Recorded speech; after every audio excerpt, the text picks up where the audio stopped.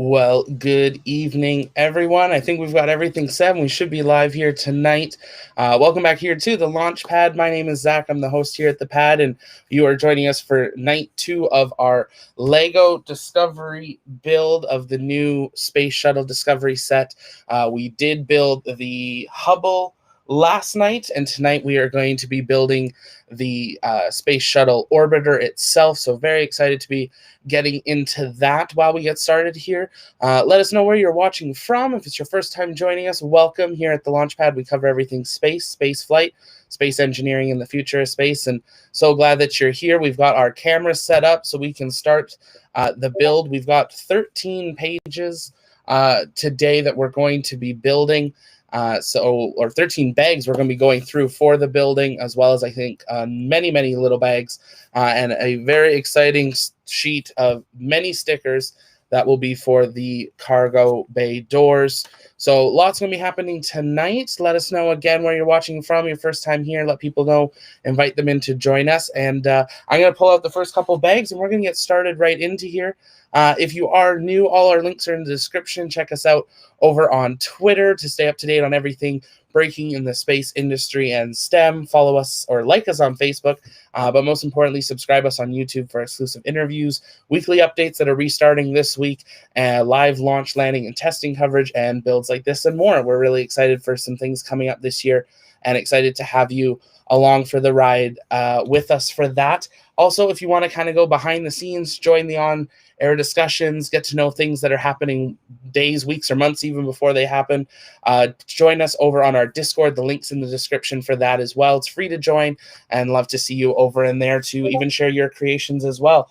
I'm going to pull up our Discord chat here, and then we're going to get started in there. So I will say hello to Discord.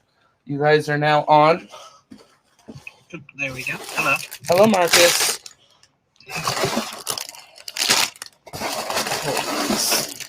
So there's 2 boxes that were included in this set. So there's the big white box that fit inside the other box for it. We used the first 3 bags for the Hubble yesterday, so we are going to go there. I do have all the instructions pulled up digitally here, so we're not going to be going off the paper book, but I can also pull those up for you guys to be able to see as well. We're going to pull that up here. Yo, what's up? Hey, how's it going, Nico? Welcome. We'll switch over here. I just got Minecraft to work. Awesome. I found this cool little mod pack here, and one of the mods it has in it is called Spacecraft X, and I think the Falcon 9 and a rocket that you can launch. Oh, neat. I just gotta make sure that this works.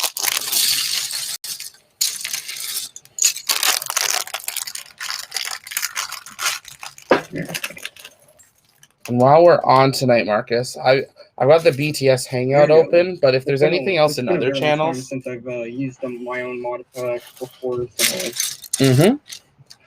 This is going to be fun. Awesome. We're going to pull up our instructions here. And that's what we're going to be building. There's a picture of the Shuttle Discovery, probably on one of its last landings for it. And just like last night, the first thing that we are going to be building is the little display with the information, as well as the stand that the shuttle can be displayed on for it. So the first thing we're going to start with is... That's in that last unnumbered bag. Thank you. I was going to be like, I don't see it. And that's in the big box, isn't it? Not the little one? Yeah.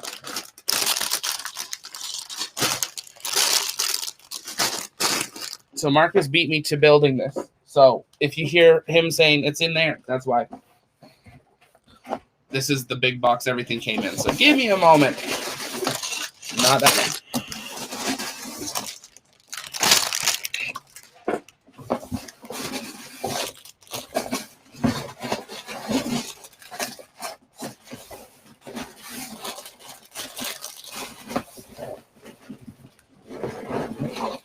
There it is.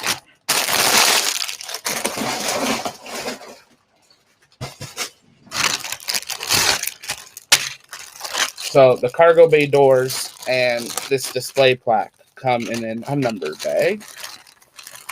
Set those aside. And just like last night, we're going to start off with the most stressful piece, which is actually doing the little display card. I'm just going to focus this camera a little bit better for you guys.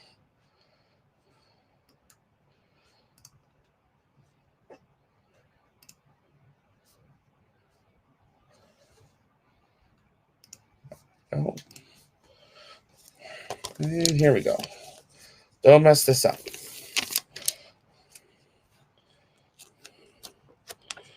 There's no up or down on it, right? No.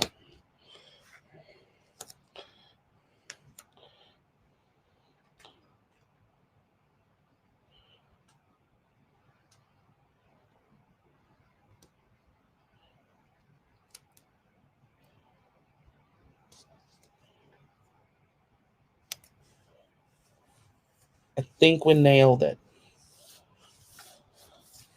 Don't think that could have been much more centered, actually. Don't know how that happened, but we'll take it.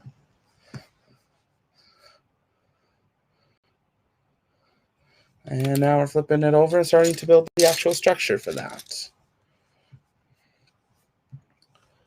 We're starting with the 2x2 sideways upside down triangle thingies. And we want it which way? We have this. Then we want to flip it. I think I got it. That way. And then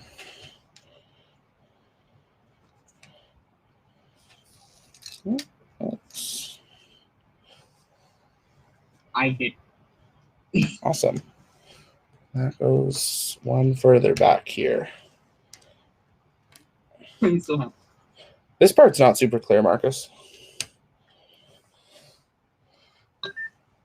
That wasn't me. I was actually on mute. No, that's okay. No, I was just saying, like, this part of the, like, where these go, it doesn't have, yeah, like, a which way's up or sometimes, down. Sometimes you just kind of have to count out and guess. Yeah. I mean, normally those are, like, towards the bottom. Right. So those are going to be at the bottom of the text. Let's see. They're going to be at the bottom of the text. Okay. For the bottom. Adjust you. Well, that's what I didn't pull up. That's why it seems quiet, is the music. So let me pull that up here.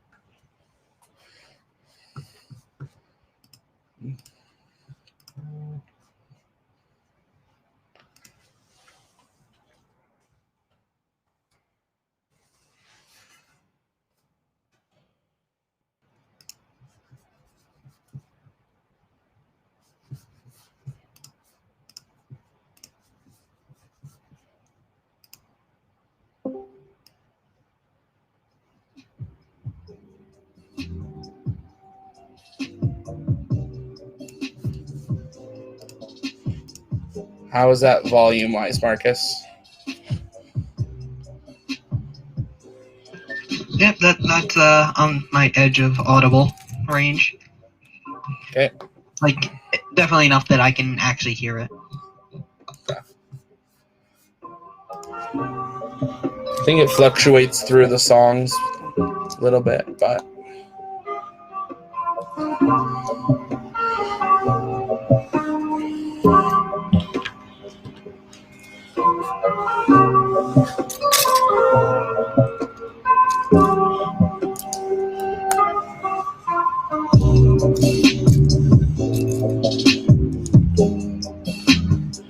so interesting that they chose this piece out of all of them, when I'm pretty sure they have an arch piece that looks like this without the extras. But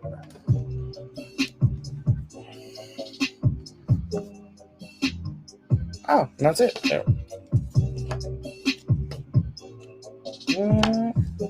That's supposed to stand like that? Yeah, something like that. I guess you can adjust it however you want.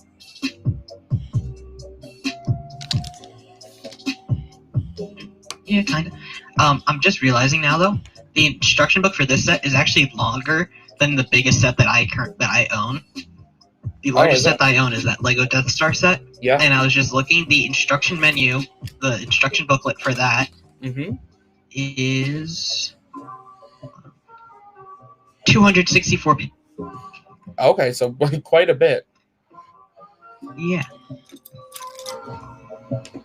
Now we're gonna But build. then again, the pages themselves are massive, so there's like 4 steps of like a giant thing on each page. Right. We're gonna start building the base here. And then there. Lots of Technic in this kit.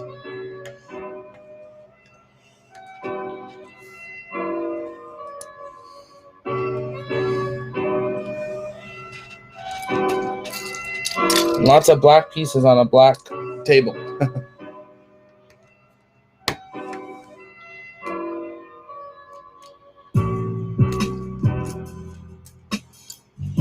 Oh, I know what I was going to do. I didn't turn this on for you guys.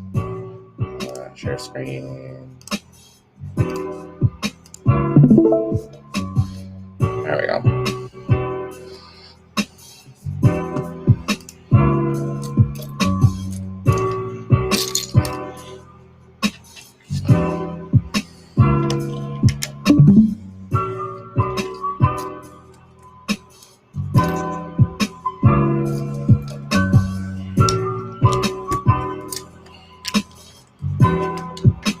So we are going to go for it and see if we can finish it all tonight. We'll see how it goes. I know it's quite a substantial build. And just looking for these pieces. There we go.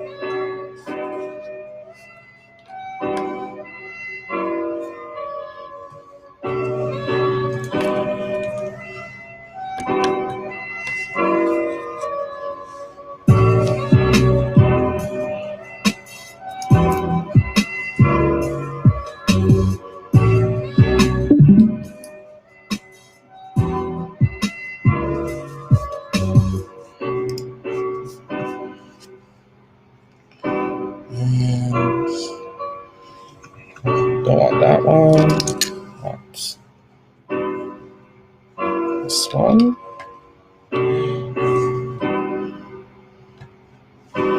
And a matching one. Not that one. That one.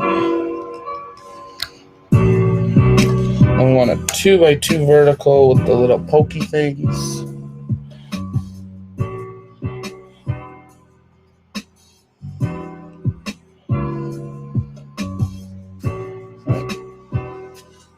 Those don't go on yet. 1x4 on first.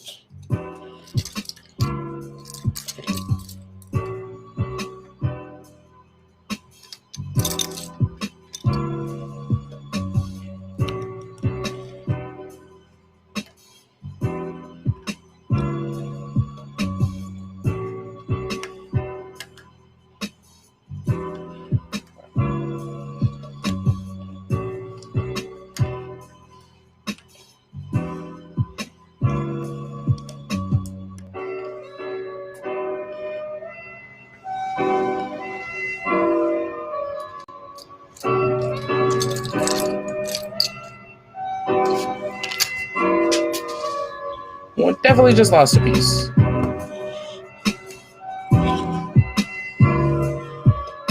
I'm gonna grab that here.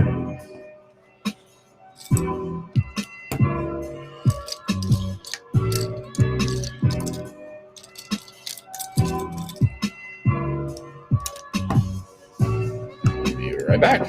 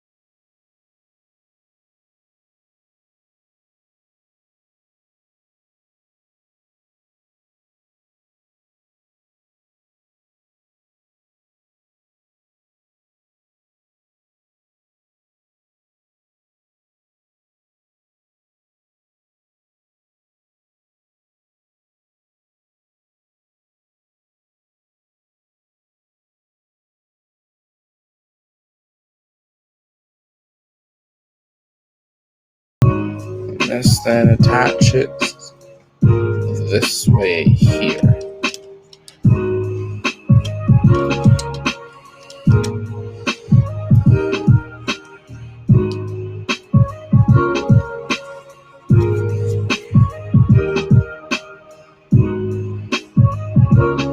No, it does not.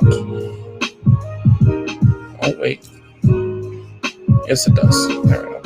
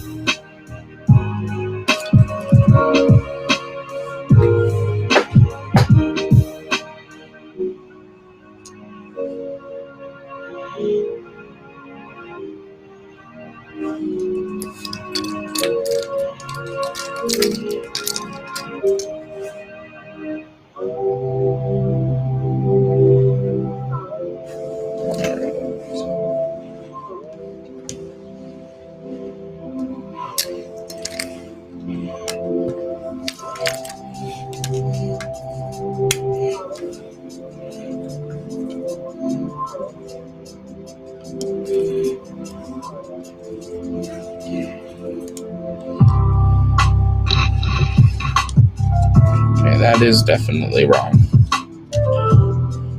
So as of this morning, it's what, 11 members on the ISS right now? 10. 10 today, and then it'll go back down to 7, and then it'll go up to 11, and then back down to 7.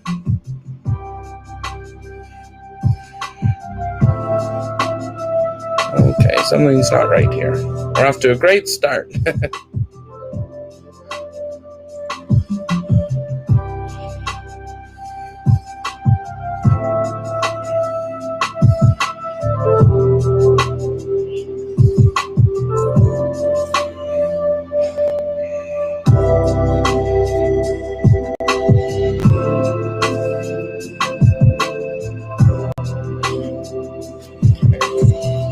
We're going to take this last piece off. That's what we built.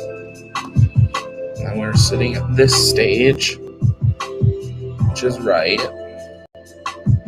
And then this piece goes on and lines up. Okay, there. That's what was wrong. One stud over makes a big difference. What page are the instructions are you on right now? Page 61, going on to 60. Step 12 on page 62. Okay, so you're making that rounded bottom. Yeah.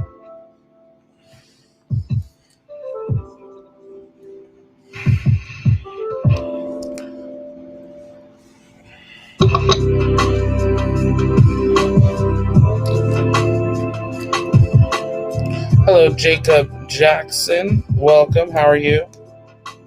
Thanks for joining us.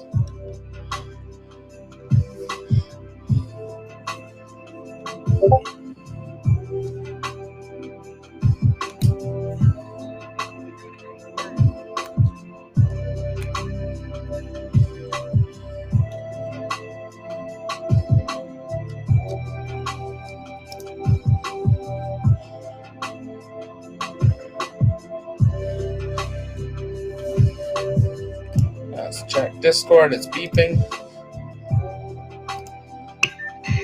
Check the meme page.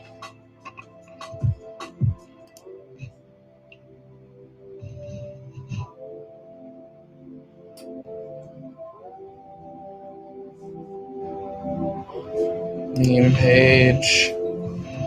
Oh my. Yep.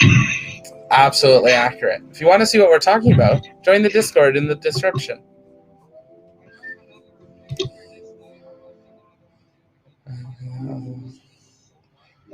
It took so long to verify and actually allow me to see everything. Oh, really? Good to know, Alert. We will, I'll play around with it and see what's going on there. But at least you're in now.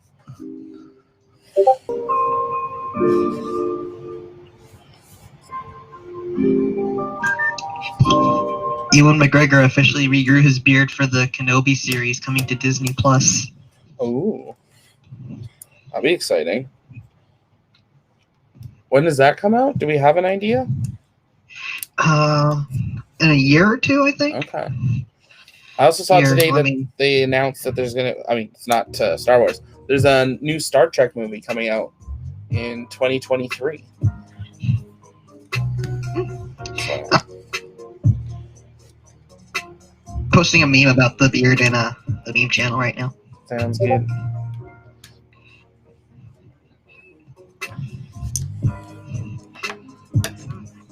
Mm-hmm.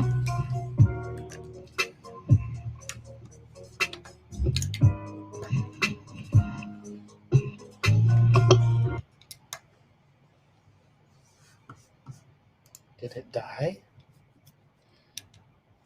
Oh no, it's the water.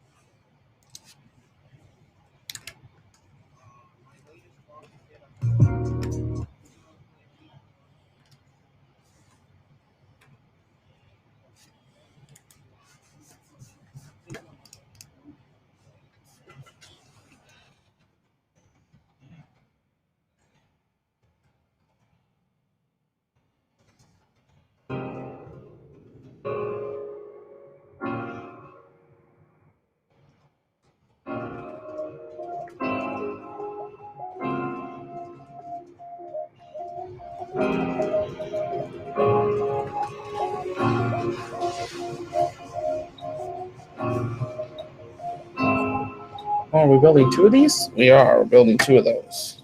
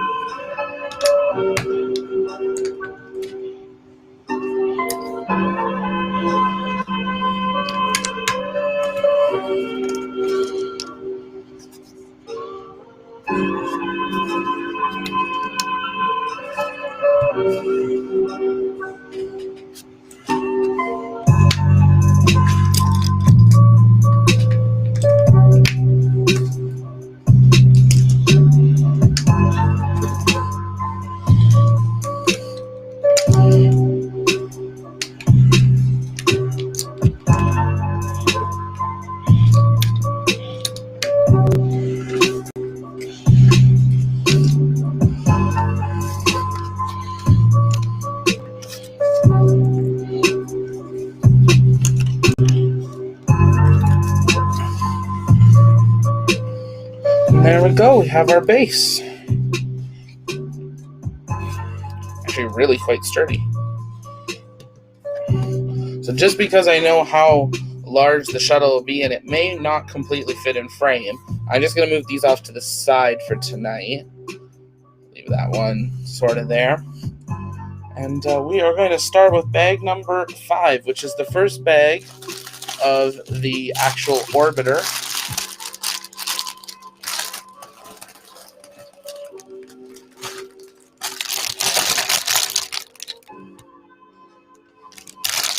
And as we did last night, throughout the instructions, they've got a lot of like did you knows and facts about the orbiter.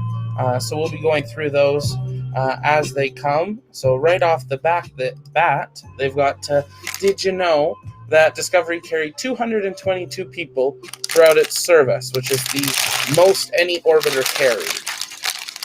So quite a few people.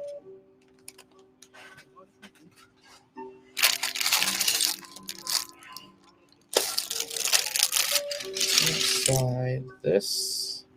There's the extras.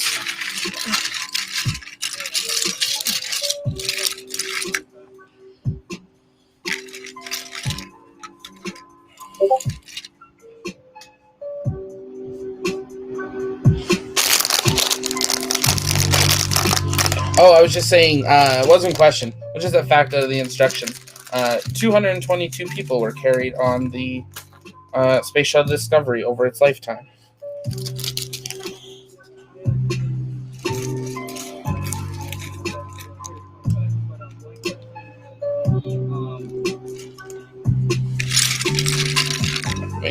I know that one of the main reasons why they had to cancel their shuttle was because they were running low on funds and stuff. But what made them run low on all the funding and stuff, right? The government. That was mainly the cost of the refurbishment of essentially all the processing that they had to do after a mission. So, while with, for example, the Falcon 9, all they really have to do is clean off some soot and just do a few system checks. With the shuttles, they had to remove the engines, they had to clean them, then they had to put them back in, they had to check every single one of the tires, every single tile on the shuttle, and it added up to about like 130-something thousand labor hours. Holy crap. Yeah, it was quite a bit. That was just between 2 launches for one orbiter. Wow. That was a big reason why it never got to the point where the original plans were I believe it was like even weekly launches of a shuttle or multiple at a time, and it just became so expensive. But also they would have needed, if we think about it, if they got to where they wanted, they would have needed 3-4 plus VABs just to have the space. They would have, it would have been a lot bigger operation, which they just decided against. But it also ended up with both Challenger and Columbia ended up playing a big part, because before them they had different, less strict procedures to get it done, get everything done a bit more quickly.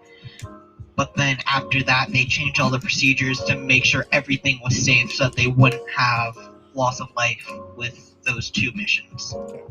Because Challenger was human error based more on the design than actually the refurbishment, where Columbia was kind of both, and politics.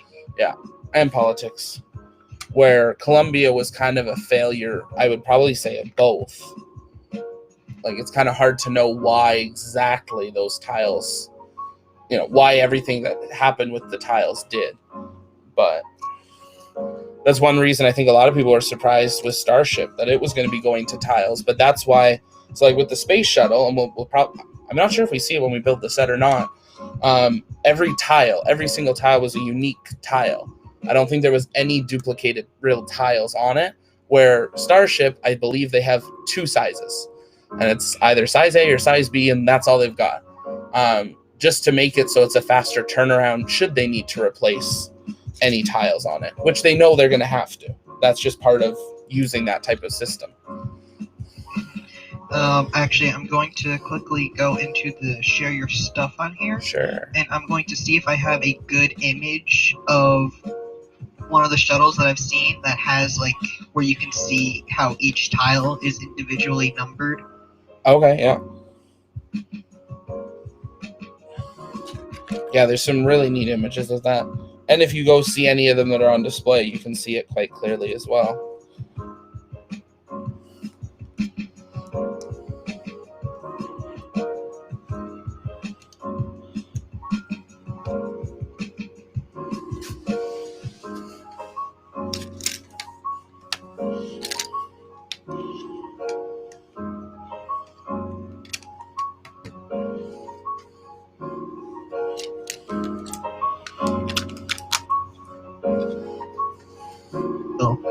That it was still in good condition, or if it had to be replaced. I'm just counting it, but yeah, that must have taken forever to just check those tiles too. Yeah, what was the fastest turnaround? I'm trying to remember now. I think it was Atlantis with like 50-something days. Yeah. Well, for the shuttles, it was a 53-day turnaround, I think. So Falcon 9's already half that. Yeah, the Pokemon is quick actually. So actually, real quick. Yep. I'm just trying to upload them. Okay. Get the message. I'm currently working on putting in all my photos of Discovery from when I visited that like about a year and a half ago. Oh, okay, awesome. It would be cool to see another shuttle launch. I'm not gonna lie. See another shuttle launch? Yeah, just another random shuttle going up. I've never seen one. Yeah, unfortunately, and I agree, I would love to see one too. That is, I mean, I'll never say never, but never gonna happen. They would have to build an entirely new launch complex now for it. Because the pad is so unique for the shuttle, for the support it needs, so. Buran with Russia, the Buran with Russia that had one flight, they recently apparently reopened talks about looking into some sort of orbiter program. I think when they've seen that we've now got SpaceX and Boeing and Rocketlab and everyone getting into this, they realized that they might need to get into it. So we might see kind of, I'm not sure it's going to be the Buran itself, but something similar that might come to life, which should be interesting.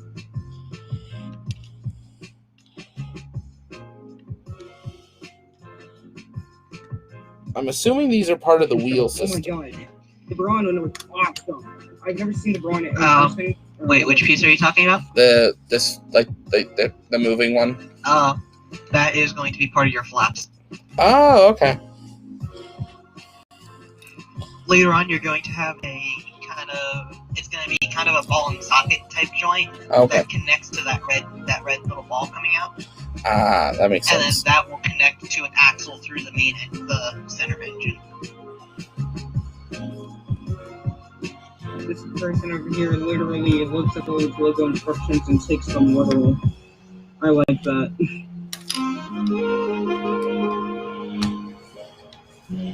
Well, that's in. On page 75 of 320. So, we're slowly getting there. It's a good kit, though. It's extremely detailed. To have the functionality of the the wheels and everything. It has to be. There's a lot of insides to it, which is really awesome.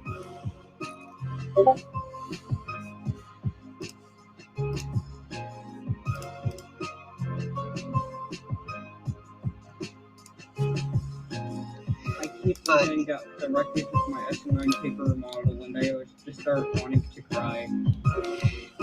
If you look at the first image, you can actually zoom in and you can see, like, on the black tiles, like, all the little markings, although it's not very, you can't get specific detail on any of them, but you can see all the markings on them. Wow. Jeez. Oh my god.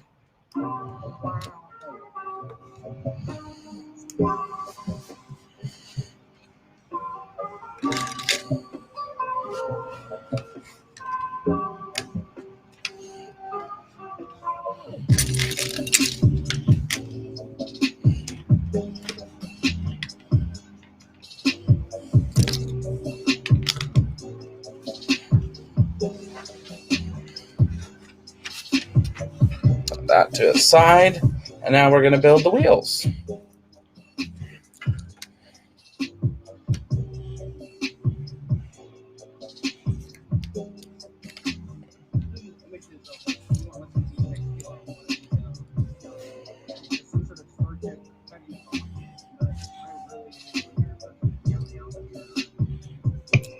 Oh yeah, they have a BN1, it has been stacked.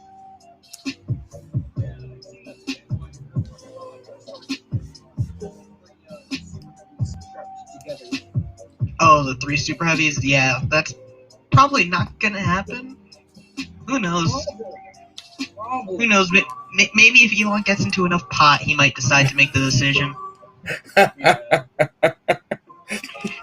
I was not expecting that. I was not expecting that.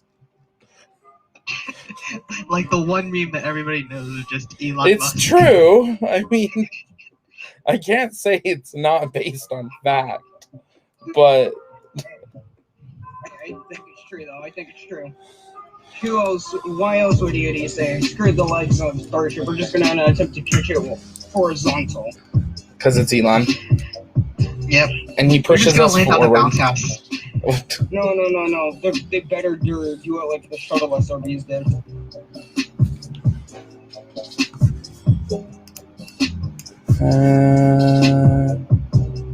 What am I missing? Oh no, there isn't anything there yet.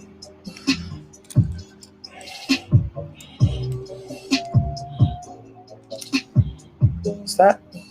No, that isn't flush. Okay.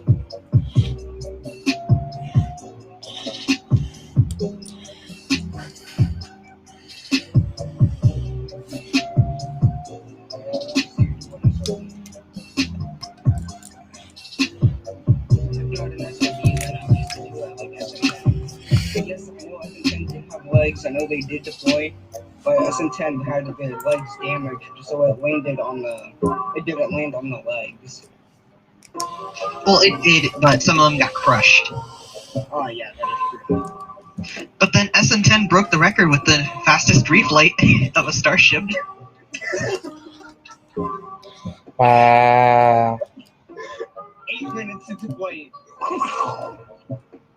Yes.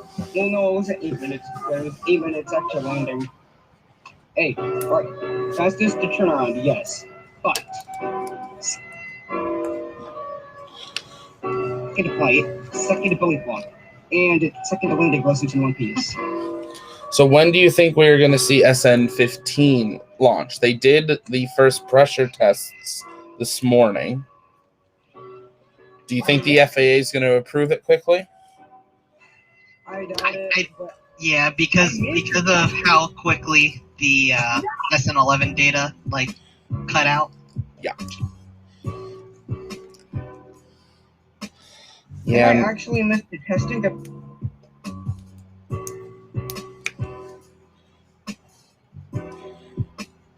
Something like that, 2 weeks. Oh please, let's not talk about SN11.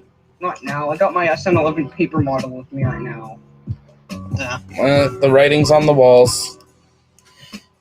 And we're going to make some wheels. Did SN15 really do a testing though? Yeah, they did the pressure tests this morning. Darn it, I The missed it. the initial pressure tests. Oh, okay. Yeah, so it's nothing. Nothing exciting. Too special. Like you saw Yeah. the tank farm Yeah. spool up, and yeah, nothing else really. I found a video. Wow. So they actually fueled Yeah. So within and they started eventually within 24 hours of being lifted onto the not even within like 18 hours of being lifted onto the stand, they fueled a rocket, at least partially. Crazy. No way, that is quick. Well, that's unfortunate. Wait. Don't worry. Don't worry. Whenever it rolled out, it started to get real foggy. The SN11 fog returned. Yeah, we don't want SN11 fog, but it's the season. It'll go away. It better go away, otherwise I was down there for a couple months, and well, it's getting late because it's spring, but during like January, February, March, that's normal. Okay. And you want to know fun fact? I live 9 hours away from Boca Chica. Mm-hmm.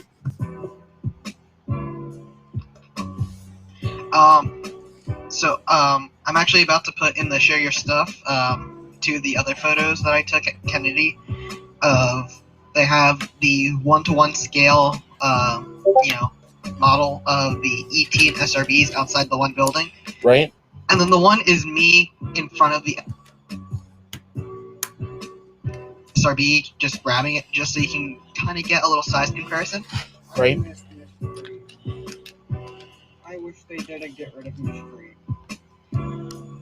Yeah, Mystery, you will be missed. She really will.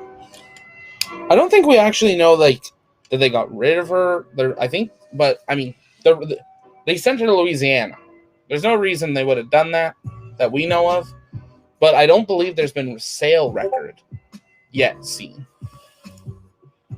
They're not getting rid of her. Like I think they still own her, and I'm wondering if they'll convert her into a crew capsule recovery vessel. Mind you, that's what they just bought another one basically up. The fairing one is pretty similar. The new one, I believe, can do both. Yeah, but the new one sucks. It only like fishes them out. I want to see one of them just. I just want to see a fairing just land in it at least once, and then I'll be happy again. Well, they've done quite a but few. The bearings have damaged some of the equipment on the boat. The fairings have cracked in half, and the boat has been damaged a number of times. Yeah, so they just found it easier to just fish it out. It ends up being a little less expensive. It's faster. And I mean, it doesn't do anything. Oh no, it got wet. It just went to space. I think it's okay. Question for you, Marcus. These wheels are supposed to be flush. Oh, I see why. These need to be out. There we go. That's what we want. And this is supposed to attach. Oh, I see. Okay, that was done wrong.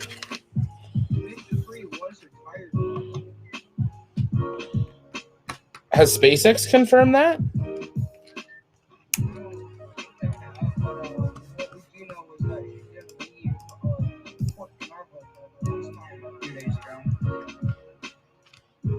I would challenge that is a rumor that is just known by the people that live in the area.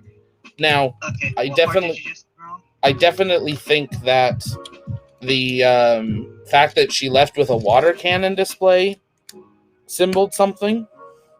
Like, I agree that she's probably gone for a while, if not permanently. But I'm curious when we'll hear from SpaceX. Go Mystery, and go Mystery.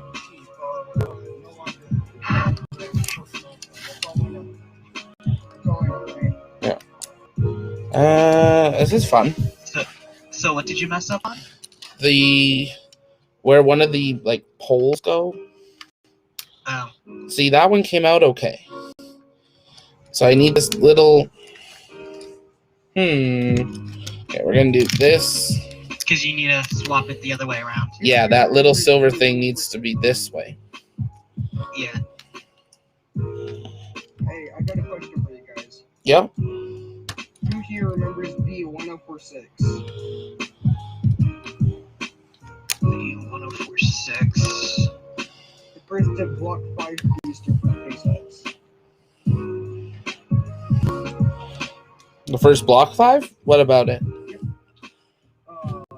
Who remembers it? I'm pretty sure I watched it. Flight history 4 times. A total of 4 flights before it's going down to 4. There we go. Now we're back on track. Her fourth flight was the in-flight abort test for the Crew Dragon. Oh, okay. So it was intentional. Yeah. It was sad seeing her blow up, though. I never. I knew that show was the first one I remember watching it live. Its missions were May 11th, 2018. Bangabant 2. It was a Bangladesh satellite. Oh, cool. A big satellite if it got its own mission. August 7th, 2018, it was Maraputi. Okay.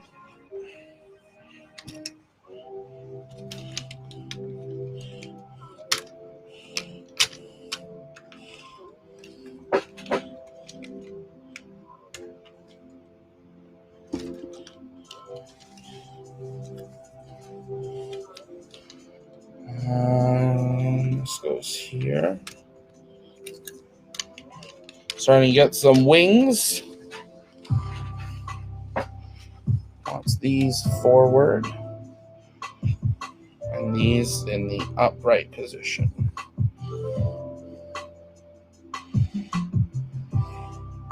Student in Florida, so. And I can literally watch any launch out my window. Quit bragging, man. Quit bragging. You're making me feel sad.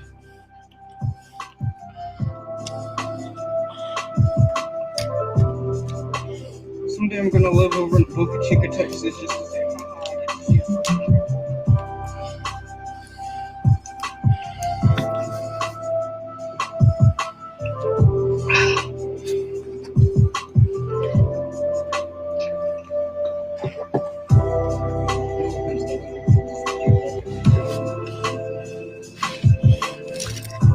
Oh, yeah.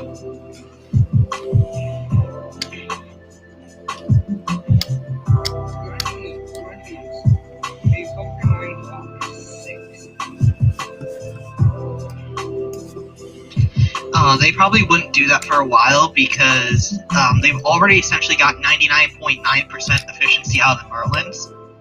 So there's not much more that they can do. And plus, if they decide to make a Block 6, they're gonna have to go through a whole recertification process with NASA if they want to fly crew with it. Yeah, they're not gonna do that.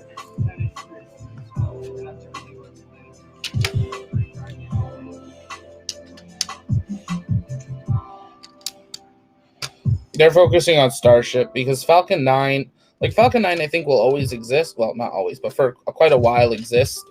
But it is definitely going to get replaced very quickly with Starship, which is going to, like Falcon 9 plummeted the price of deployment substantially.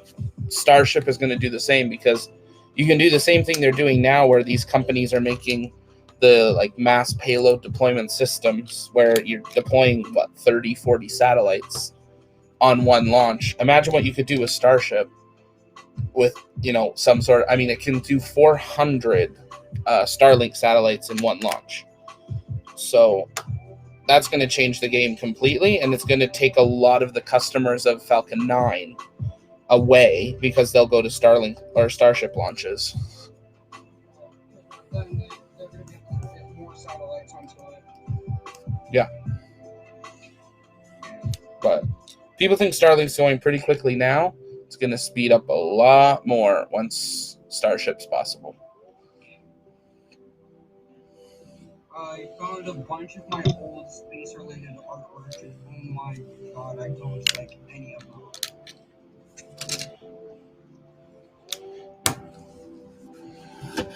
Ooh. I'll bring that back. Who wants to see what? Let me see if I can put these into categories. I got a Starship, I got a Space Launch System, I got Falcon 9, Starship. Give me 1 second here. We're going to fix this camera.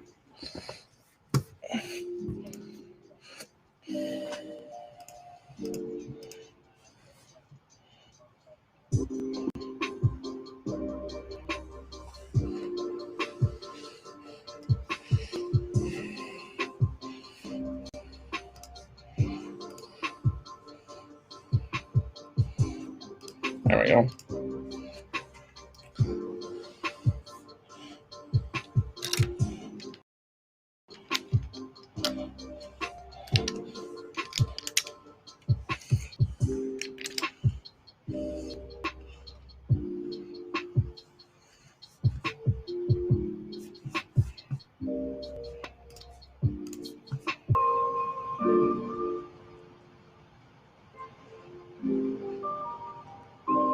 Mark, no, never mind. Yep. What is your guys' favorite Starship prototype?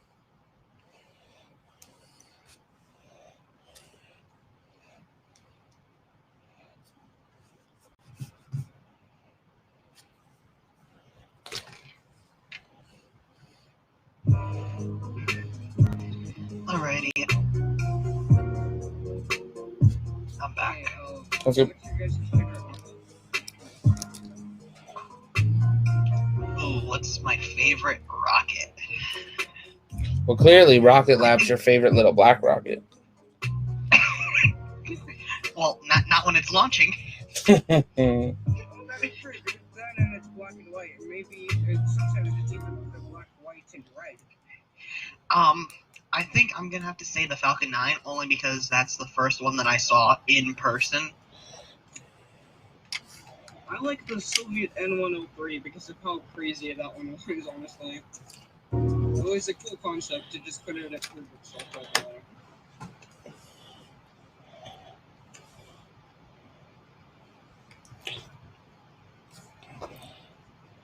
there. Yeah, that one's wrong. Yeah, Zach, that one side is wrong. Yep. The side I'm working on now. Yeah. Yeah, cut that.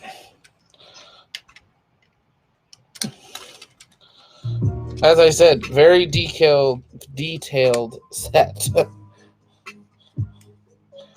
And if they're not right, they're not going to work.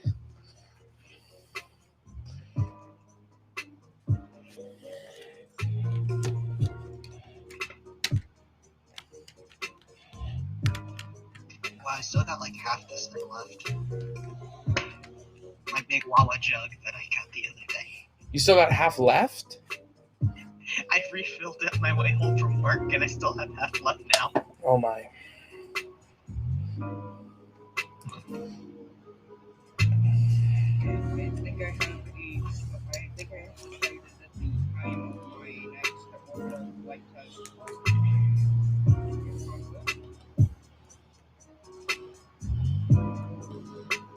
This way goes this way. Sorry, not on screen there. This goes this way.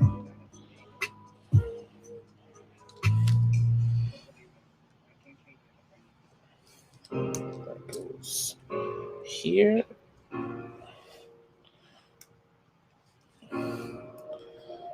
Here, and then I already know that this is going to go here because that already threw me.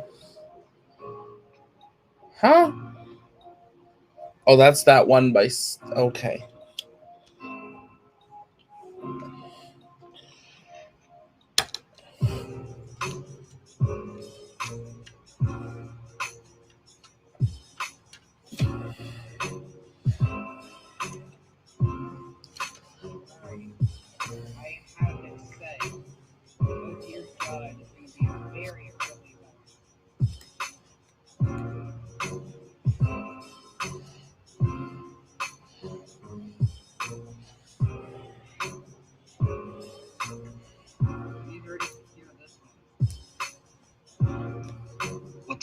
launch at? It's gonna be at 4 a.m. And that's Central Time? So that's what, 5 a.m. for Eastern. Yeah, it's gonna be a good time. I'm gonna be asleep because I got work at 9. Don't worry, That is true. you might actually be able to see it.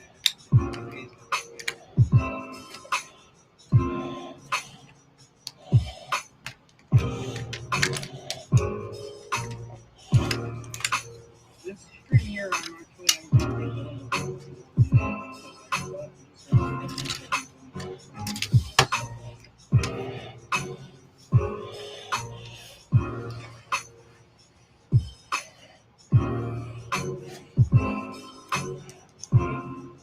I'm okay, I got definitely. Oh my god, I love all rockets. Except for the one thing by orchestra.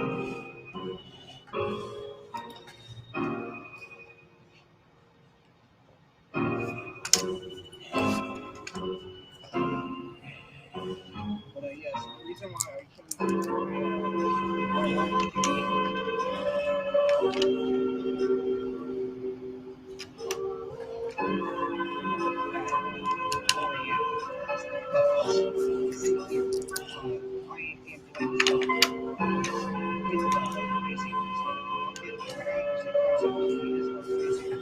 so I have selected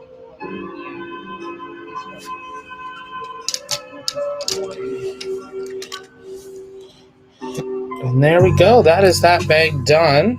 And now, as you can see here, we're going to start to form the second half, I guess you could say, of the orbiter for it here.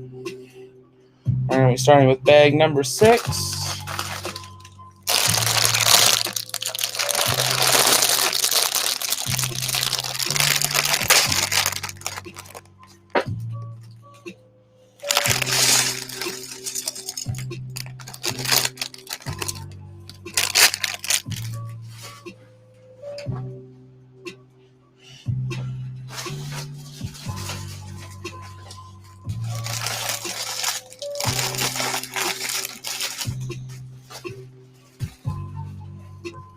Lengthwise.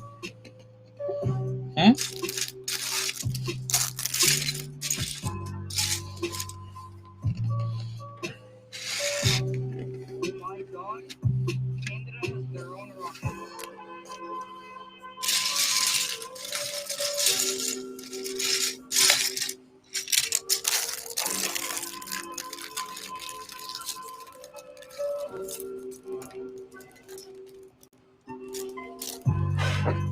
Ooh, there's the heart.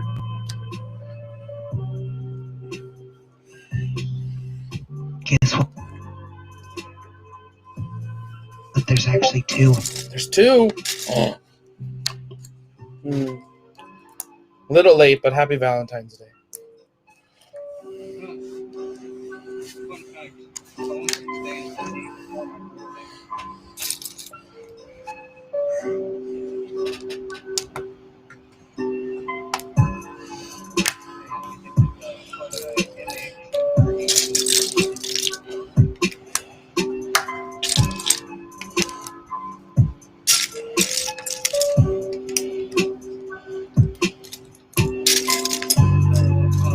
Canada only has sounding, which isn't really cool, in my opinion. But yeah, I guess it's a start for them. Say that one more time. Sorry, I had my volume down. Canada has sounding rockets. They go suborbital, but they don't have any actual orbital rockets yet. Wasn't worth us spending the money to do it. I don't know. I don't really enjoy suborbital launches that much anyway, so you can't really say. Well, I mean, like, we've always worked, like, the Canadian Space Agency has always been direct with NASA. It's very rare that they do anything kind of on their own. So, and I mean, Yeah. the space shuttle and the International Space Station and Gateway Station would not exist if it was not for Canada. So, Yeah, the Canadarm. yeah. Hold on, if I'm correct, this LEGO build here will actually have the Canadarm in it. Yep. Right? Yep. Perfect. It'll have the Canadarm1. Yeah, that Canadarm really was important too, though. Yeah. There's only one A, so it's actually Canadarm. Touche. It's not Canada Arm, it's Canadarm. Canadarm. We all call it Canadarm. It's fine. I always call it the Canadarm. As a Canadian, I'll allow it. Hold up. A Canadian building an American rocket that has the Canadarm in it. As the elder Canadian, I will also allow it to be called Canadarm. We need to get an even older Canadian in here.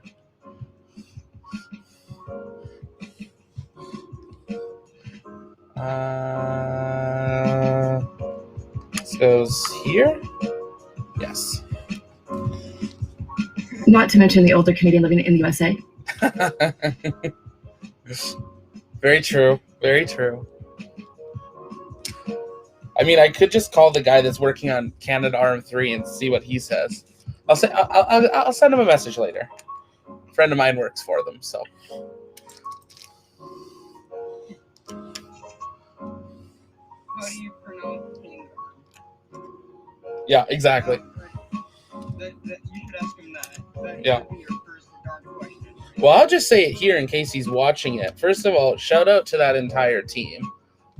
They do not get a lot of press about the work that they're doing, which is like Gateway Station will not operate if Canadarm, whatever, doesn't exist. It just won't happen. And I know they don't get a lot of publicity about it, so we try to point them out as much as we can when they're doing something cool. Obviously, it's pretty much all secret, but Well, yeah, that is true. yeah, until it launches, there won't be a lot of info about it. So Canadarm will just be just like Canadarm 2, except it's going to be on the Lunar Gateway. it's actually different. It's actually 2 arms, and these. Oh, it's 2? Yeah, the second arm will. The second. Yeah, there's one main arm, which is the one that'll fetch like payloads coming towards it, and then the second arm is the one that will actually have basically a toolkit, from what I understand, for lack of better description, that will be able to basically work on the arm itself, because the Gateway Station, I don't believe the plan is for it to be constantly manned or crewed. Sorry. So it might be. Yeah, exactly.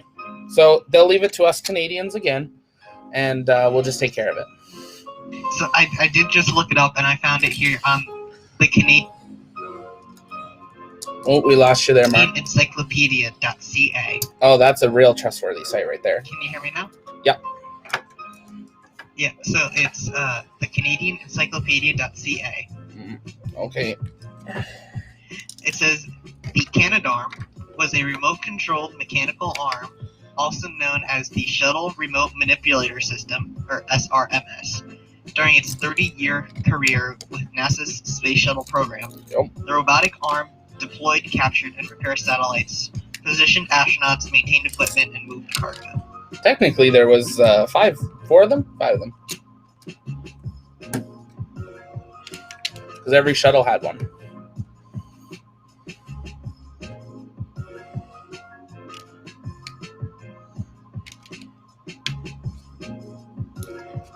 I think we lost you, Marcus.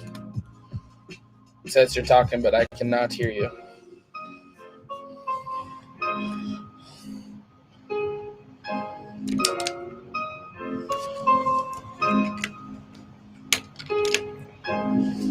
Yeah, I can hear you. Say that one more time. Can you hear me now? Now I can, yeah. Okay, yeah, and then it says, while the Canadarm1 retired in July 2011, following the canceling of the space shuttle program, Sad to its say. legacy lives on.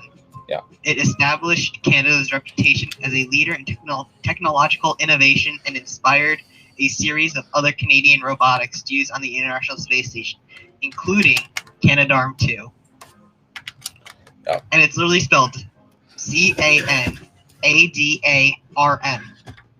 Yep. Why are you falling today?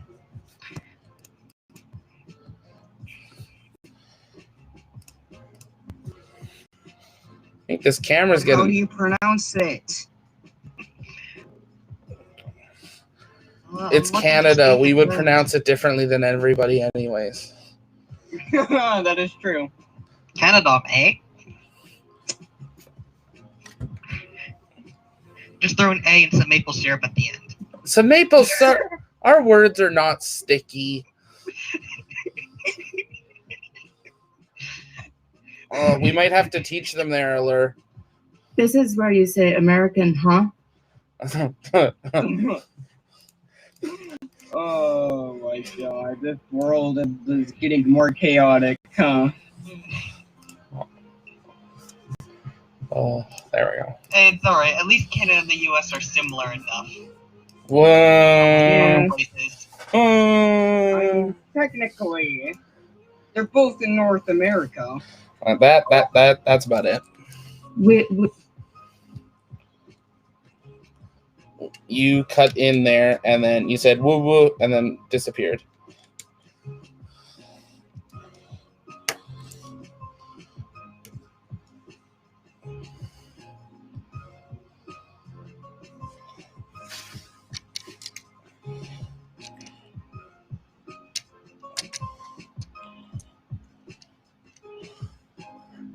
What?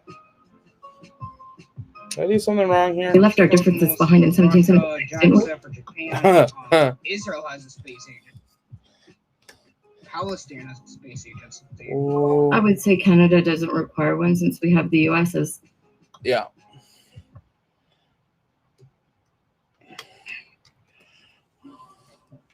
There we go. Come on, in.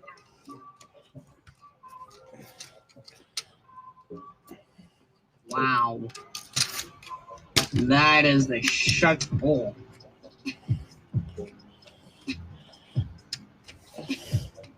There we go. Wow. That is a nice looking shuttle. And there's the prototype of one of the early patches of one of the space shuttle missions. Huh. Just a little bit colorful.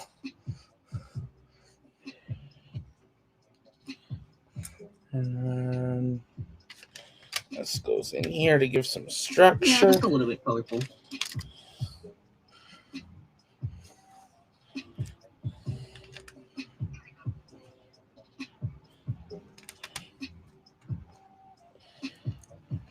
Nobody tell me to draw a shuttle. Someone just typed it in Google on how to say it, didn't they? Yep. Canadarm.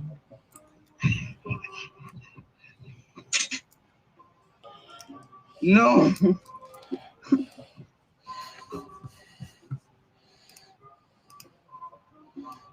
Canadarm2? Yeah, I've always said it right. I knew it. Canadarm2 being the one that's on the space station. Yeah. Canadarm2 being the Canadarm that's gonna be destroyed because of the space station going into the Earth's atmosphere in a few years. I don't think that's going to happen anymore. It was going to, but not with the new budgets. Yeah. Yeah, Biden announced the new NASA budget today, and they're getting 1.4 or 1.7 billion more next year than they did this year. So, and also, if NASA did stop funding the ISS, they would just sell it. Russia actually.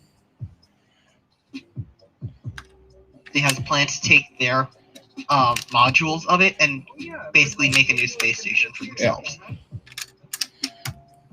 Yeah. Let's go! I would have loved to see that. Oh my god!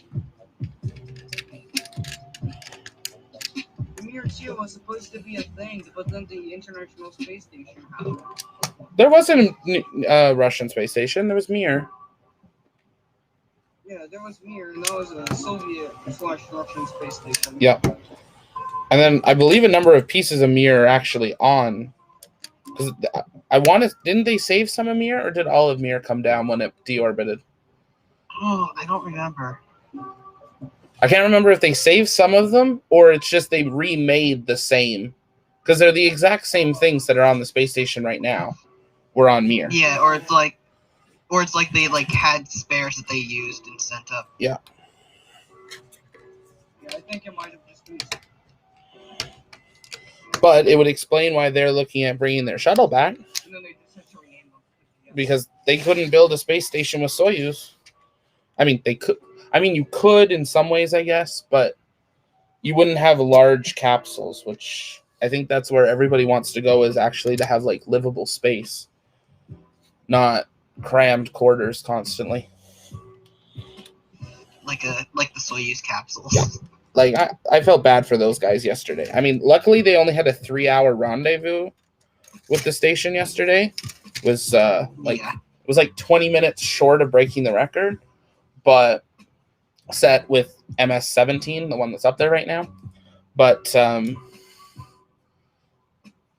feel like I missed. Yep, there they are, right up here.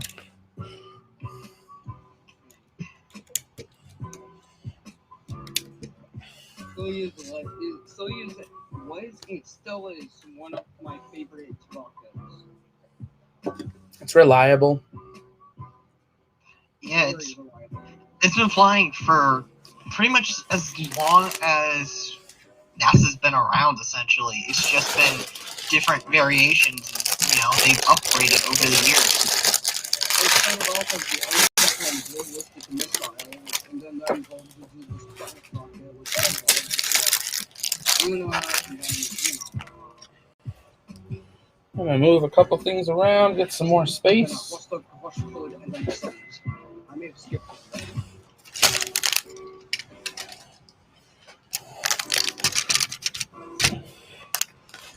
Oh.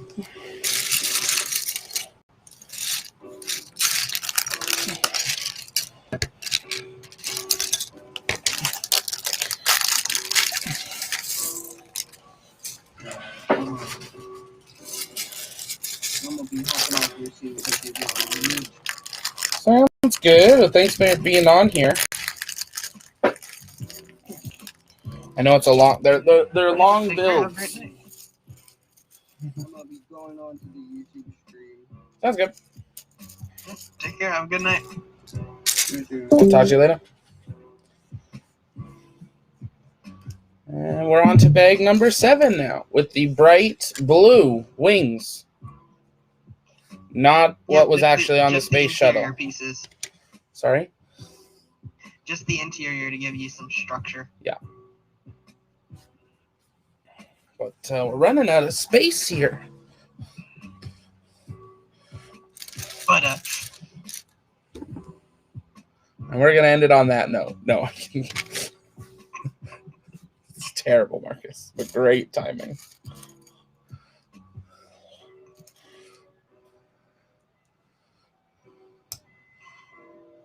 Ooh, we got some hinges.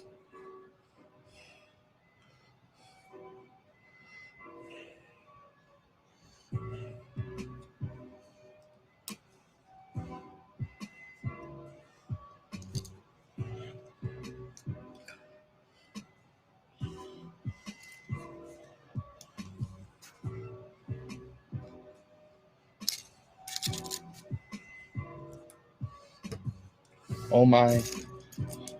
This is just as repetitive as the stickers.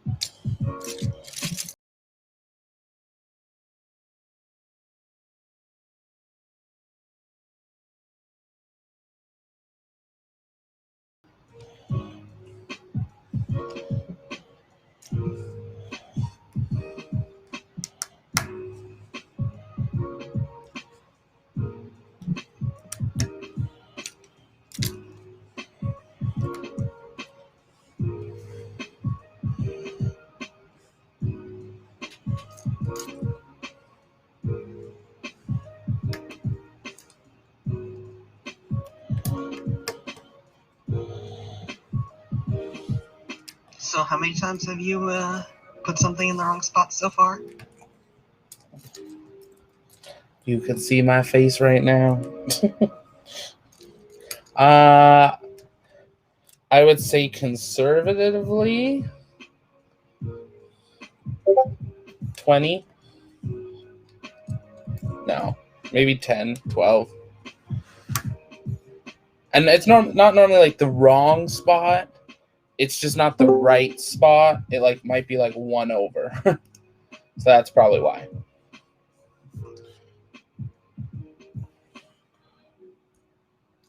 So I don't believe I have missed a piece yet this time. So that's a positive.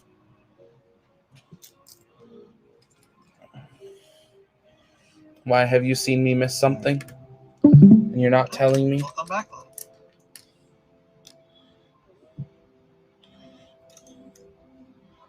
So didn't change in plan because, why does it?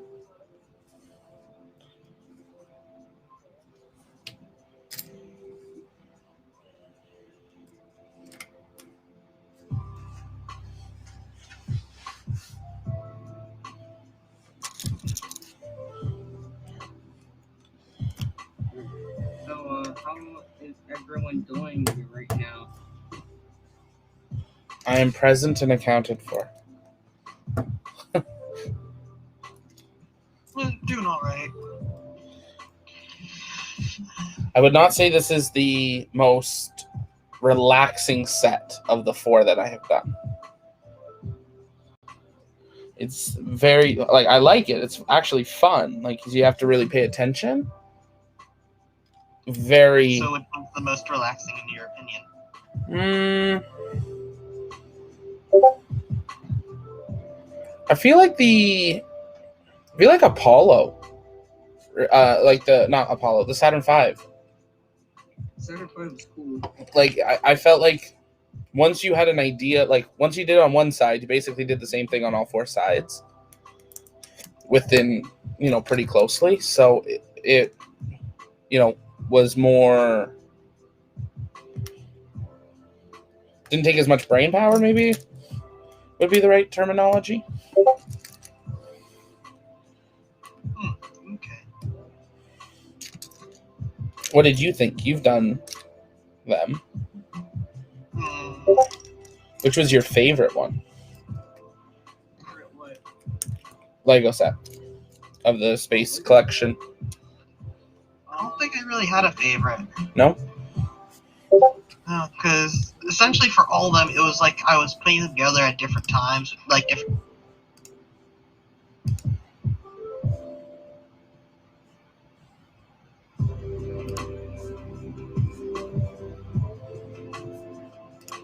You died there again, Marcus.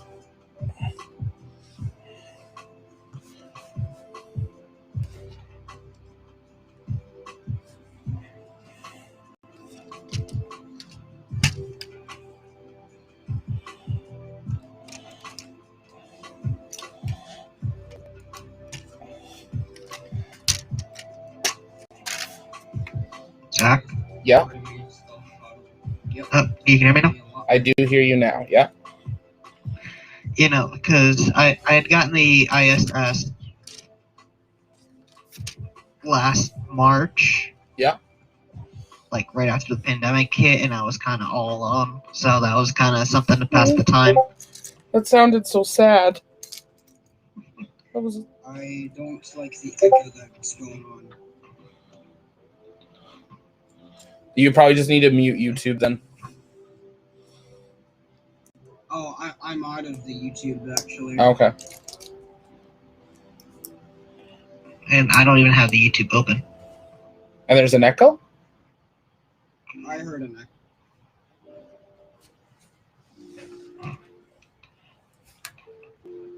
Do you have an echo, Marcus? The lunar lander. No, I don't have an echo. Lunar lander I got right around Thanksgiving of this year when I went to KSC at one point. Right. Because I saw it there and I had realized that it's just been super hard to find online at that time. I was like, okay, I'm going to get this now before it disappears here. Yep. Oh, Bradley's not in here. He might be watching the YouTube. Love his setup. He just got a Falcon 9, and it's neat seeing it next to the Saturn V there. Different scale, but really nice model.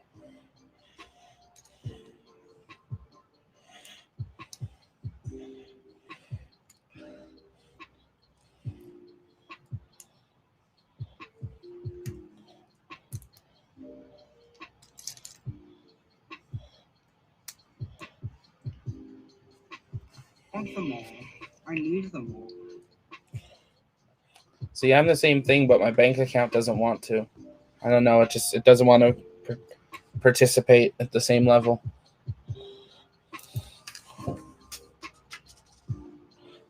Here's hoping we have an extra one of those. Okay, yeah, that's a cool setup there, Bradley. I need that setup. The trick is getting them.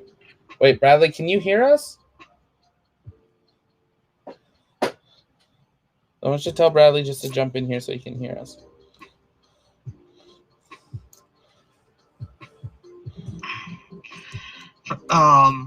What was that skill of the Falcon Heavy we were looking at that had the mount for the Roadster? The Roadster one is hey Bradley, welcome. Ooh, nice profile picture. Oh, awesome. Yeah, you were watching on YouTube. I figured you were. Yes, the trick is getting them a gifts. Scale for the one that holds the Hot Wheel, I want to say is the 172 or one somewhere in there. Yeah, the 172. The one that we were looking at. That's the one that I kind of want to get first, and then have get the Roadster Hot Wheel model. We've got an A for my last name.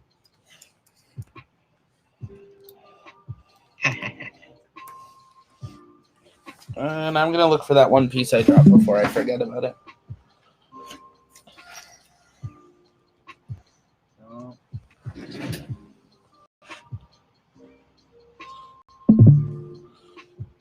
It's gonna be the other beautiful, but it's not sleeping at all. Oh, that's all good, Bradley. No worries.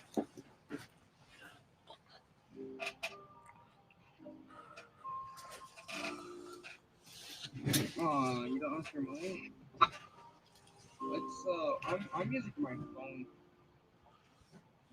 Yep. And then Nico, here is actually my little desk setup, or I should say,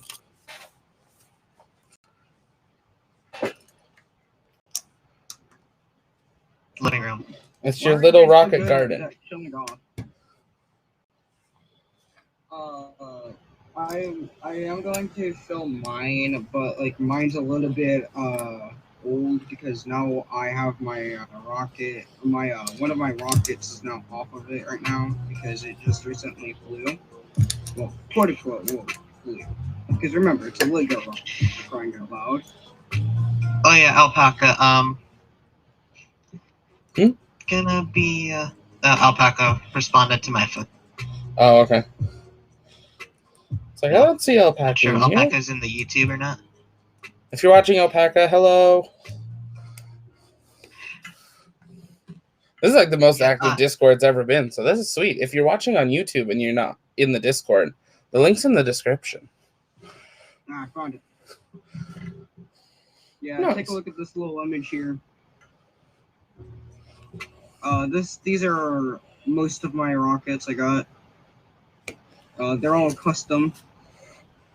However, one of them is an actual replica.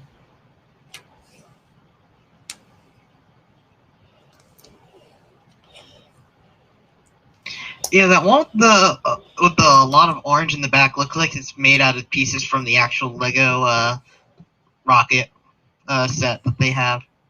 Yeah, and then the tall one over there, the one that has the big like kind of SpaceX looking X there is also part of it. I just took apart the boosters and turned it into that. Well, we might have had a big mix-up. What'd you Also, mess up yeah. this time? I'm short 2. Is it 2 or If you look 1? at the rockets, yes, they are actually leaning. I don't know how to stop the lean.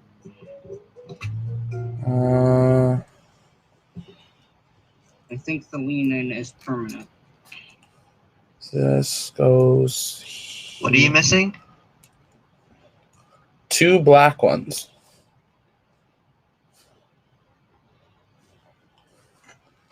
What, curved pieces or? Yeah. I think I see one. I'm not sure if it's the curved one. Right there. Nope. Those are There. triangles. Damn it, black background. Any better? Yeah, a little bit. Yeah, there's none. Okay, we're going back. Hold on, did you put them on the other side when you weren't supposed to? That's what I'm wondering. But I only put 2, like there's 2 grays. Because I think they're supposed to be gray on the bottom, too. Wait. Oh. Yep. These 2 are probably supposed to be gray. Yep, they are. Yeah.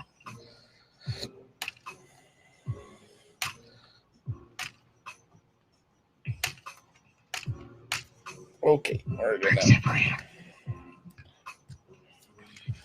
Get the brick separator out. Which one?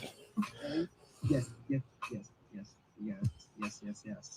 So this is also gonna be a little. This is gonna be a steep. Oh, I just did it. All right, I am no longer going to. Don't think there's been a time where I haven't been able to find it though. Sometimes, yeah. I feel like there's every time a Lego set, there's like 20 instances where I'm missing. Yeah, it sounds about right. There, Bradley. Absolutely.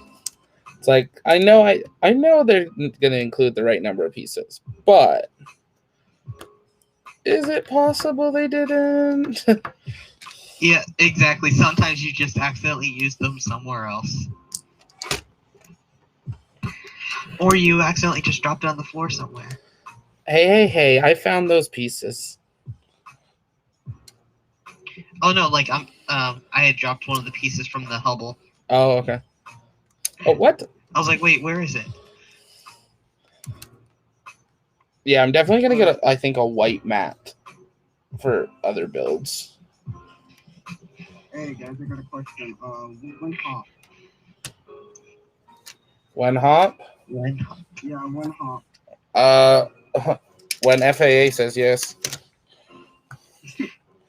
Oh yeah, did you hear that Ingenuity flight test is scrubbed because the FAA inspector couldn't reach Mars in time? Yeah, the FAA has no grounds there. They might want to say they do. That makes sense. They can sit down. Yeah, the delay is up until no earlier than 2023, whenever Starship can carry people to Mars.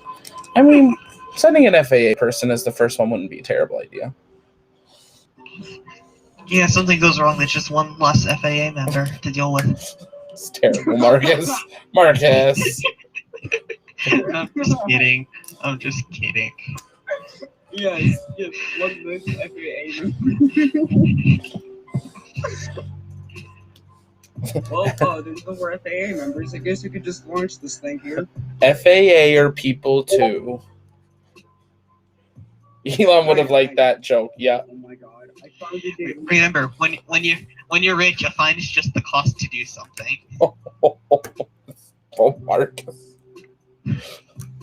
This has a few more pieces in Saturn. Yeah, it's like 380 more or something. Like I think it's basically like I think the shuttle's the same as the Saturn V, but the Hubble is all the extra, and then the bigger stands. But my question is, when will Elon take a Starship flight?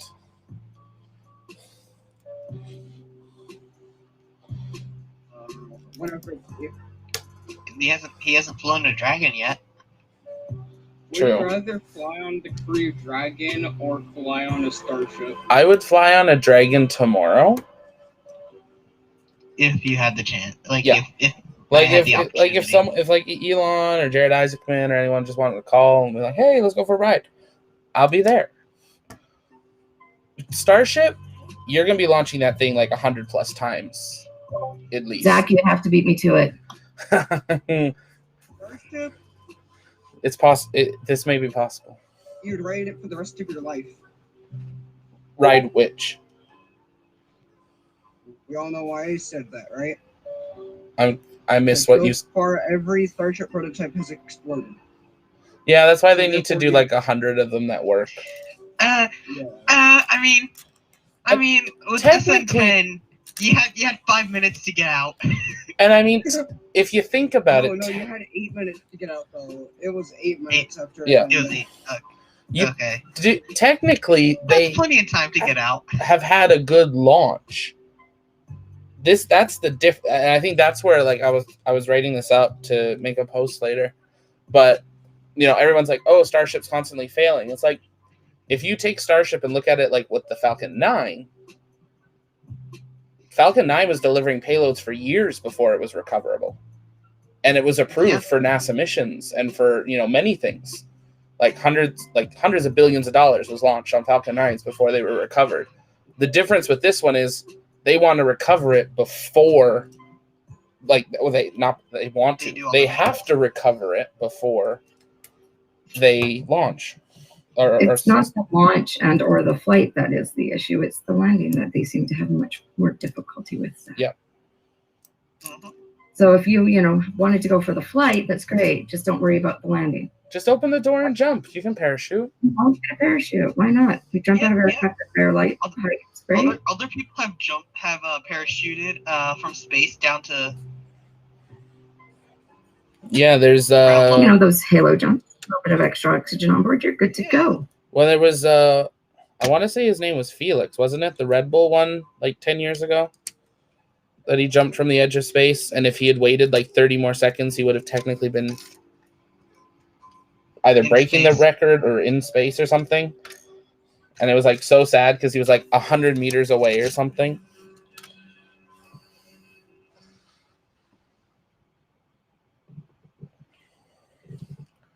What are we doing now? But then you've got to worry about all the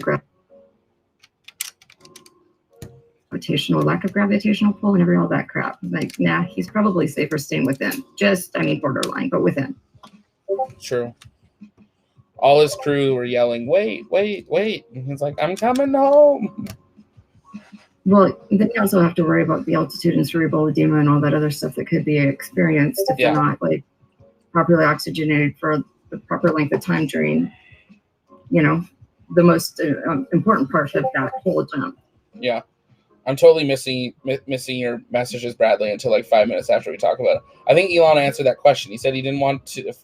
He said he want to find a worthy successor in case something went wrong. I'm guessing he rightly feels like his time is better spent here on Earth. Absolutely. Somebody said the hop is tomorrow. Yeah, that's not going to happen. Yeah, they need a static. They never hop on weekends. 1, they don't hop on weekends. 2, they need a static fire. 3, they've never static fire without having to change an engine. They got a lot to go. That is true. So. True.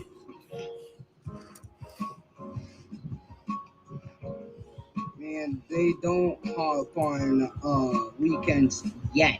They're not allowed Someday to. they're gonna have to. Someday they're gonna have to. I don't think so. I think they'll not do it because of the beach.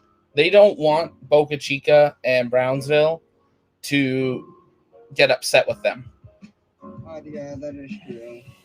It would cause too many more issues if they did not have the support of the community, and I think that's where there was a lot of people saying, go visit Boca Chica right now, because in a matter of years we will not be able to be this close to Starship. The issue is in Texas, well, it's not an issue, it's probably actually a good thing. In Texas, all the beaches are public land. They're public, they're not privately owned. So for SpaceX to buy that highway and close it would restrict access to a public beach. And then should they want to buy the beach, you would actually have to change, I'm not sure what level of law it is in Texas, but you would actually have to change Texas law, which they wouldn't do, because then all the resorts along the Gulf of Mexico would buy beaches and shut them down to the public. So I would think that's a state level law. Yeah. Just because if you're looking at like public beach, it's the state's public beach generally, unless it's a national park or national reserve. Right. I want to say it was state, but I wasn't sure if they had to do I don't want to say it's the constitutional one, but it was like, it wasn't just like a bylaw. It's like a big... So it's definitely, and I believe, if I'm, people can correct me if I'm wrong, I think each state has their own sort of set of constitution as well. Yeah. But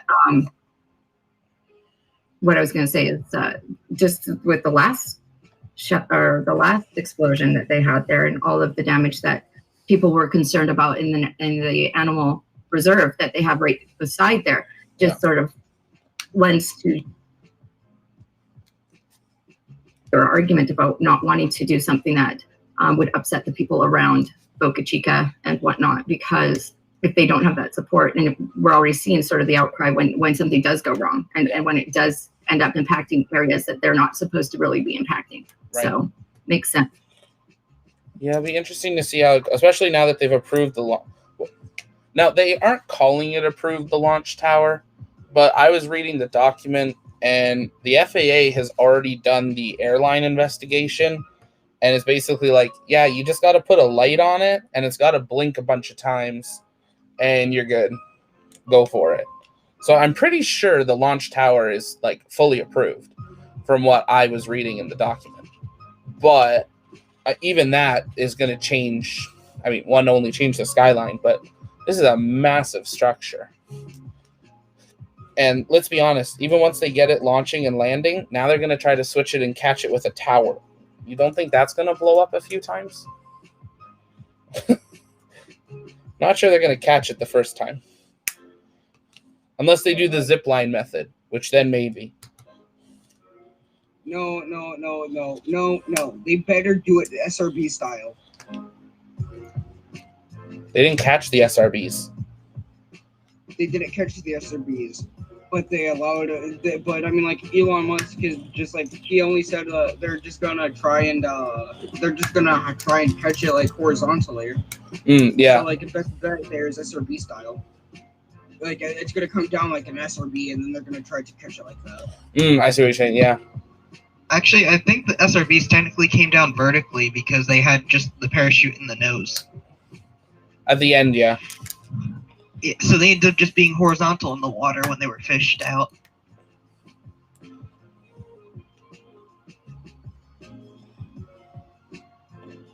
Yeah, I don't know. I saw there was one render somebody did that was like showing kind of like the zipline slide idea, that it's like bigger on one end and it gets tighter and then it goes back up again. So no matter where Starship kind of landed in it, it would catch and then just swing into a vertical position. I think that'd just be weird to be on when it does that maneuver. But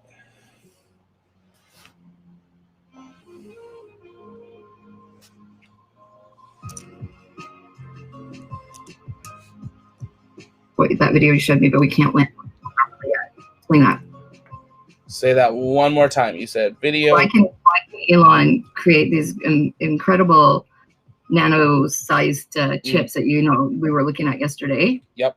In the videos, in sort of like the incredible machinery used to place them. Yep. Right. We talked about sort of like the actual implications and the size of all of that. Yep.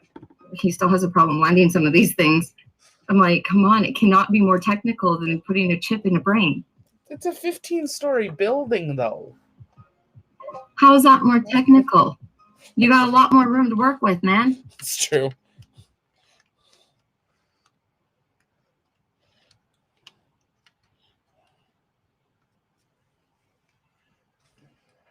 What is that for? Is there supposed to be another yellow dot? Has anyone realized yet that my rocket is venting right now?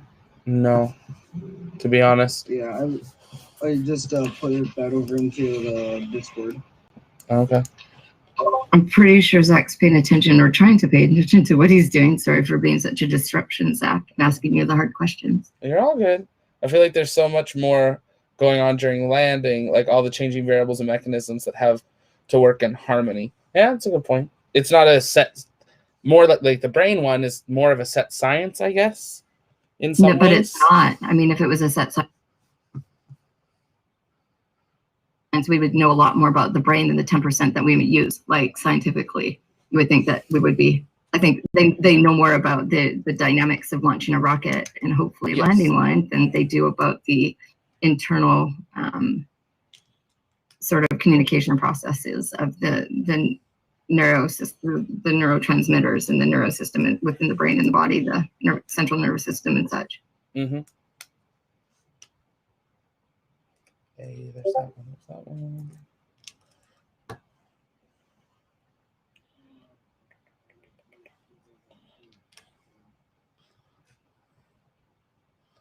And then we flip, and then we repeat.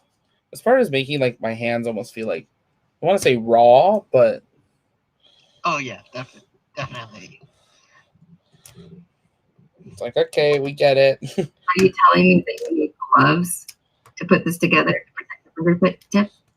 I wouldn't say gloves would be helpful because you wouldn't be able to feel as well. Oh, I'm sure you can get some that are like what we use in the hospital. Probably. Did the music die? It died.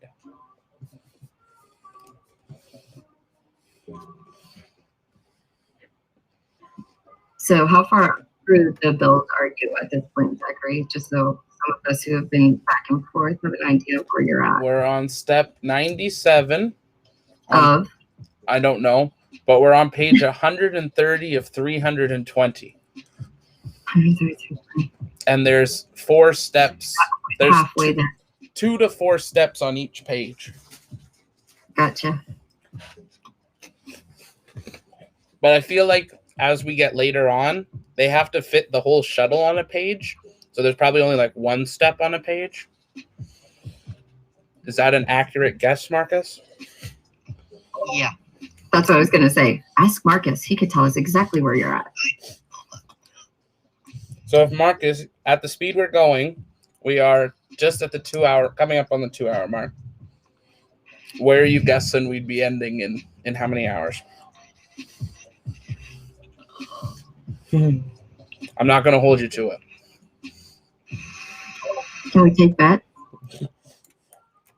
As long as the launch pad gets 50%, go for it.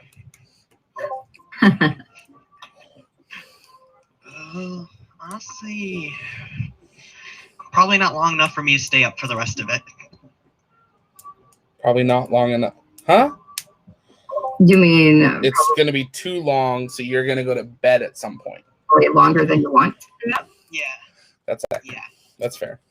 You also have work tomorrow, so. You're on bag 6, I think. Let me see.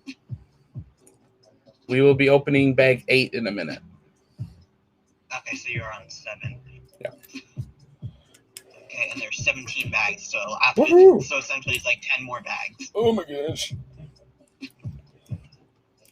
So many bags. It's one of those things. Do we split it though and come back tomorrow at some point? Like obviously not right now, but like is it a double day build thing? Maybe. Possibly.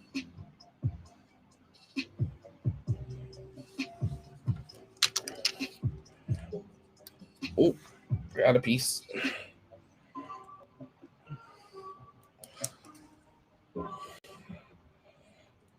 Actually, it might be a good idea to do that, and then I can look at hotels. 5 o'clock every morning. Can you? Sorry? Wow, that is super delayed. What? That comment that came through to you so long after I said it, like a good 45 seconds or so. Oh, the audio one? Yeah. Oh. That's weird. Yeah, I heard stuff in the background there, and I was like, holy smokes, that took forever. I wasn't ignoring you, I promise. No, it's all good. No, when I can hear it take that long to get to you, I realized that it wasn't you were purposely ignoring me. You do that on an occasional basis, not every day.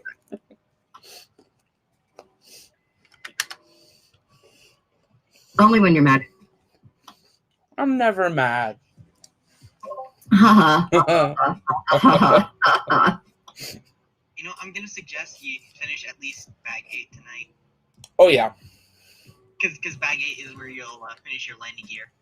See, that was kind of my thought. It's like, do we finish the landing gear and then we'll see where we land?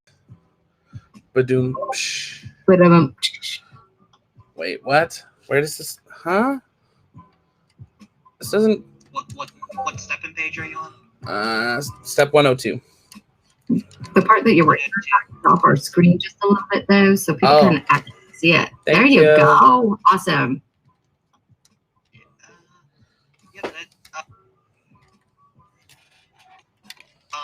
The side studs are going to be facing outside for the black brick. What? That's weird. Okay.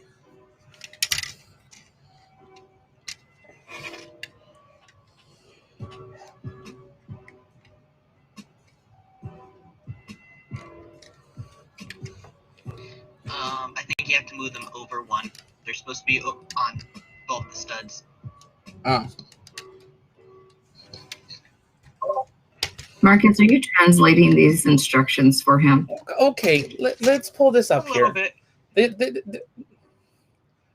Would you? Okay, on this side, you could guess that they're on both studs. On that side, no. Look at the picture. Sorry, I kind of did this for all the other ones that he did. No, seriously, it's all good. There are a lot of really small steps and really small people. Yeah, it was literally just me typing in the chat and trying to send photos of mine. Yeah, if you scroll way back in the Discord, there's just pictures of Marcus taking his models apart to tell me where pieces are supposed to go. Nice. Marcus, you give him too much. I'd say make him work for it. Come on.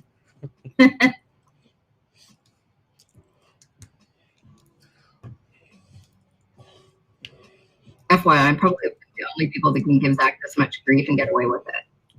It's fair. Well, maybe. Depending on the day. Truth. You feed it back later. I still have the admin controls. I can mute you. Yeah, but that works. We both know this. Come on. It's true. It doesn't work. Puppies. It doesn't work. For those that are very confused, Allure is my aunt. I knew this. It's a baby. Don't start. Oh, I'm sorry. I didn't know I started. Did I actually start? No. Start? No, just don't start telling stories. Oh, what stories? None of them. No. Maybe I should get a little wine and then we can start talking these stories. No. That's when we're only on Discord. So many extra little pieces. No, I don't think I'd ever be that kind of person in public. At least not that badly. Ooh, wheel 8. We do the front wheel.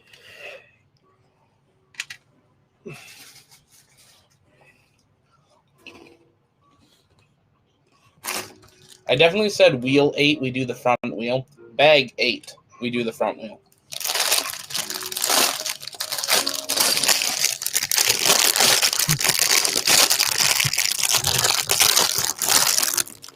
So did we get estimates? Do you think this build is going to be like from start to finish completely? Say that one more time. Estimates? Did you get estimates on how long you thought this was going to take, start to finish? I've seen it done in 5.5 to 10 hours, the whole thing. So we are 4 hours. Wow. We're 4 hours in. How the heck are we 4 hours in? I'm so sure I was around here when you cracked Well, open the first bag. 2 I hours. haven't been watching that long, have I? 2 hours yesterday with the Hubble. Oh. Huh. And then you called me right when I finished. That's what you were working on. I thought it was something else completely. Go back to our YouTube and you can watch it. Going back and checking, huh? I totally missed what you said at the last half of that because I ate a cookie or a cracker. I said, super easy for not going back and looking at that. You Sure. were working on something else completely yesterday. Oh, no.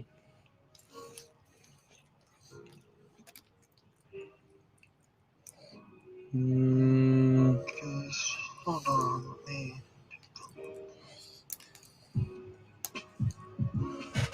This goes. Those go that way. No, they don't. They go this way. I'm going to match this to the instructions. Let's do. That would be one. This way. Although I will admit there's a lot smaller pieces and very many of them than I thought there would be in this. But I know you did describe the fact that there were like a ton of internals as well as externals.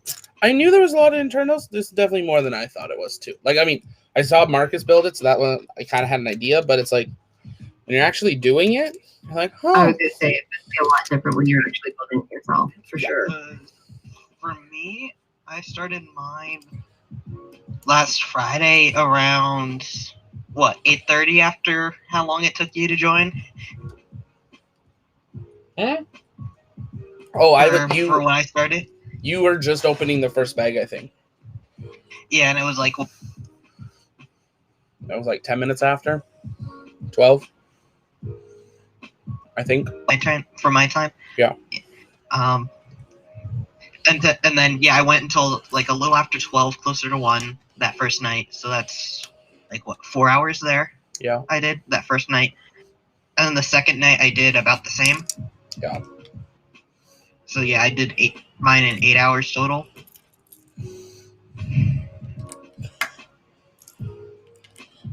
Yeah, it's definitely a build that I like. If you weren't talking or like streaming or like doing anything and you were just building, you probably could go a little faster, but I don't think by much. There's just so many like 1x1s or 1x2s in it. No, because you still like have to pay attention to everything you're doing. And definitely, like you wouldn't have a Marcus right there telling you which one you're doing in the wrong order or where you're sticking it in the wrong spot. Yep. Like when I first got that Lego Death Star set, I actually timed myself. At like 10 years old, I ended up timing myself, and it was 24 hours total of just building. Now he's talking Star Wars. Now we're talking my language. Mm-hmm. There could be some Star Wars sets in the future.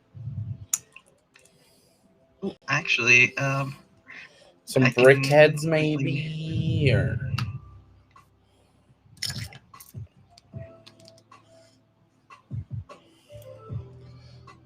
this is that. I do have to thank you, Marcus, because Zachary pointed out the whole build your own lightsaber thingy at World. Oh, yes. So now I'm talking about like how many dollars I have to have saved up for this launch VIP experience that we're going to probably have to. Probably. And then there's no probably. It's just, do we stay in town for more than the launch?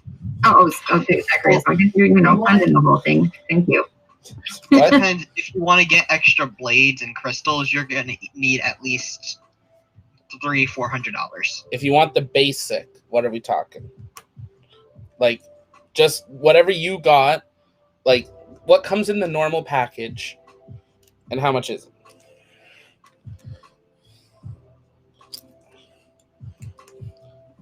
I know Marcus, he's Googling it, so he quotes it exactly right.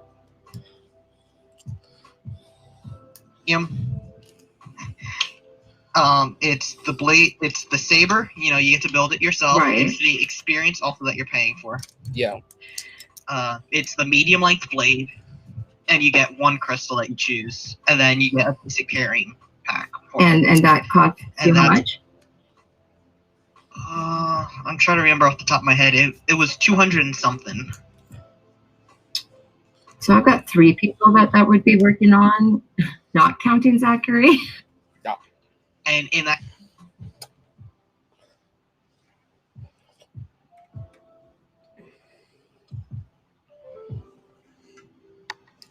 Yeah, it's a once in a lifetime thing.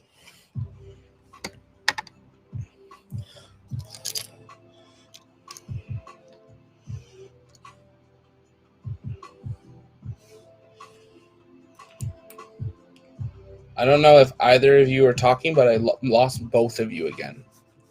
It was $199 plus tax. I know why I keep losing you all. That should be fixed now. I keep losing you guys to my headset. Oh, that's right. You even mentioned that. And then I have both the Jedi and Sith holocron, and those are $50 each. Do you have that? Do you have it next to you, Marcus, that you could show in the Discord? Actually, hold on. I was actually about to grab the blade real quick for my saber. So I don't know if can you see me, Auntie, in the Discord video? I have you up on my main part of the screen right now, Zach. Okay. So another one should pop up. I see something like working in the right corner there. Yeah. If you click on it, you should be able to make it bigger. Once it loads. It's working. It's trying. If Discord wants to load, it's Discord. Half the time it doesn't. It's funny to me how this is so similar, yet the video is just sort of the chain. But like years and years and years ago, when TeamSpeak first came out, it was what I used for similar conversations. Yeah. There we go. Heavenly right there. Come on. Like just that How moment. do you beat that? I'd hang it on the wall behind me. I know Zachary was like doing the whole video of the experience, and I was like, when they all lit up, I was like, oh yes, yes, we have to do this. The thing is, I picked the best video where one lady across the thing, instead of turning it on, pulled it out. Oh yeah. And she's like, I can't put it back in. It won't activate. She was so excited. She was so and then she was so disappointed. Like, what? And like the bag is quite large. Like you actually get a nice bag with it to like carry it around and keep it protected. Hold on. Let me grab that out. Well, I'll be honest, because I've looked at some of the more commercial products out there, and I wonder how these compare to some of the commercial products. Do you think they're better than some of the commercials that you can buy? In some ways, it's kind of equal, I'd say, because with this, it's more the experience that you're going to pay for with this. Right. The quality of the... I was going to say the quality of gear is the question. I know that they've got the Jedi training, whatever. It's like in San Francisco, they have a training gym, I guess, for Jedis now. Oh. And I'm pretty sure those are years ago. I actually did that years ago at Disney. Did you really? Yeah, it was like a little Jedi training thing, and it was like the Walmart sabers. Oh my god. Oh my god. Open. Was that the one that was outside, like on the little stage? Yes. Yes. Wow. But like, you have no idea how much joy that brought me to be able to fight Vader. No, I'm sure. Come on. I don't care what size they or Walmart sabers were. Like as a kid, that's like the ultimate dream. If you're a Star Wars fan, that is. Yeah. So this is the sleeve that they give you. So from the bottom to right here where my hand is, this is just a solid, like almost pool noodle tube inside. So this is what the blade will fit into. And then up here is just the padded section so that's gonna protect the actual hilt. Right. I know that there's a couple of companies that have come out with some really a large amount of interchangeable pieces, and they work on the quality. Oh my good gracious! Look at this. Those were the gems I was talking These about. are the crystals, the kyber crystals. How many times have you gone through this? How many lightsabers have you built? I've only built one lightsaber, but I collected the crystals because each crystal has a different voice in the holocrons. That's what they were saying. So the That's Sith totally cool. and then the Jedi. Yeah, I'm not so worried about the Sith part. I'm just really full of Jedi ass Zachary. That's just me. Mm-hmm. Oh, come on. Don't you give me so grief there. Mm-mm. Mm-mm. But yeah, so in terms of the voices for the crystals, if you put any Jedi crystal in the Sith holocron, you get a generic Palpatine talking about the Jedi. Okay. Everything. If you put any of the Sith crystals, so any of the red ones or the rare black one, into the Jedi holocron, you get Yoda giving you warnings about the dark side. Of course. If you have no crystal inside of either of them, you're hopeless. The Jedi holocron gives you a message from Obi-Wan Kenobi. It's the message that they sent out to warn other Jedi to not return to the temple. Right. The Sith holocron, without a crystal, has Darth Bane, who is voiced by Mark Hamill. Right. Explaining the rule of two. Ah. It's interesting that a lot of people don't realize that about Darth Bane and who voiced him, considering, Mark Hamill, we're talking Luke here and the whole bit. It's kind of a very interesting dichotomy there, for sure. And then movies. If you combine the two, you get the voice of the Bendu from Rebels. Oh, okay, cool. Very cool. And now, in terms so Zachary, you're going to take me to Disney World, and we're going to do this, right? And you're going to build this with me and pay for all of it, yeah? So this would be a great time for me to mention, if you go to the link in the description, you can check out our store, and if you use the code launch day, you get 10% off. Very good. Very good. That's absolutely the right time for that, Zachary. Oh. But then, funny. Yeah, so for all the crystals I have, so these two that have the golden caps on them, those are going to be special ones I grabbed. So the green one here, it works on the lightsaber as a regular green crystal, but then this one in the Jedi holocron is the Yoda 8-ball crystal. So cool. When you activate it, it's generic 8-ball answers. Right, but and he is yet to be wrong, and he gave a very good prediction yesterday. Oh, did he? I may have to have a demonstration of this soon. From my experience. And then the red one here is going to be the Vader version of that in the Sith holocron. And has he been wrong? We didn't ask him. You didn't ask him? He's like, no, we're not asking that. Because I've had the Jedi holocron longer than the Sith one. The Sith one I only got recently when I was in the Orlando area. I just stopped at Disney Springs because the holocrons and crystals, they do sell outside the park in the Disney Springs. Well, it makes sense because people are going to want to collect those whether or not they return to Disney full. Yeah, exactly. I'm pretty sure we even have them at our Disney store here. Okay, well, you might have to check that out, Zach. Not the blades, but just the crystals. Right. Yeah. So then for my reds, I actually ended up having 2 Count Dooku, so my spare one I keep in the lightsaber. And then one is Palpatine. Okay. For my blue crystal, I got the voice of Old Ben. Oh, that's cool. The purple, there are 2 different sets of lines from Mace Windu. I don't know which set I have. The yellow, I got the Jedi Temple Guard. Okay. And then for my white crystal, I was upset. I really wanted the Ahsoka, but I got the Chirrut. So what you're saying is that you need another white crystal at some point. Yeah, well, I still need more of each of them because there's a bunch more characters. So the question is, how do you, or do you know, or is it just always a gamble as to what you get? It's a gamble of what character it's going to be. So you could literally buy 50 of them and never get the one you want. Yep. Exactly. But it'd be nice if they allowed you to purchase them for each one. What you're looking for. For each one besides the Sith, there's only 2 options, so you have better chances. 50-50 maybe. Yeah. In terms of the lines, so the blue crystals, you have the Ben Kenobi, old Ben, and you also have the old Luke for white lines.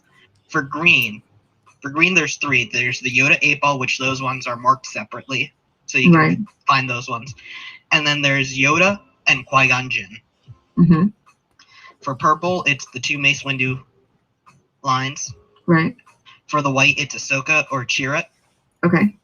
For the yellow, it's the Temple Guard or Maz Kanata. Oh, okay.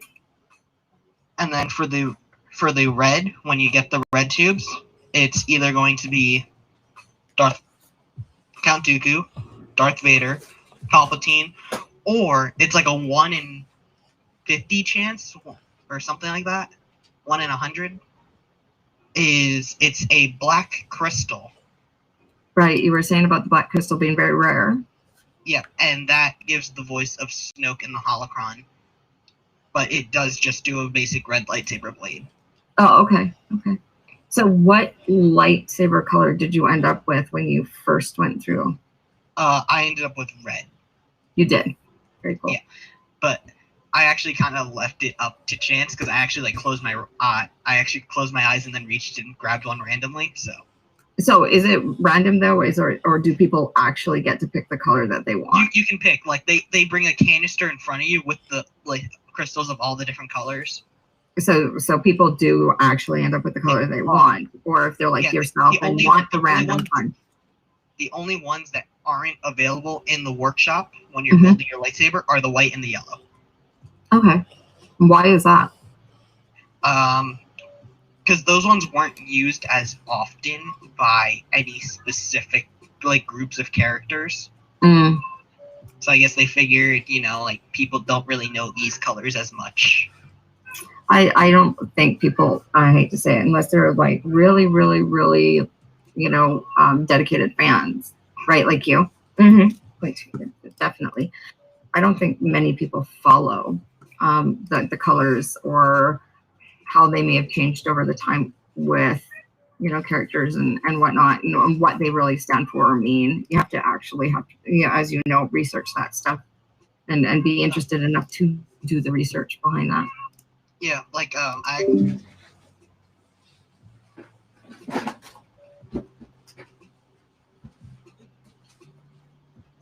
Did you call?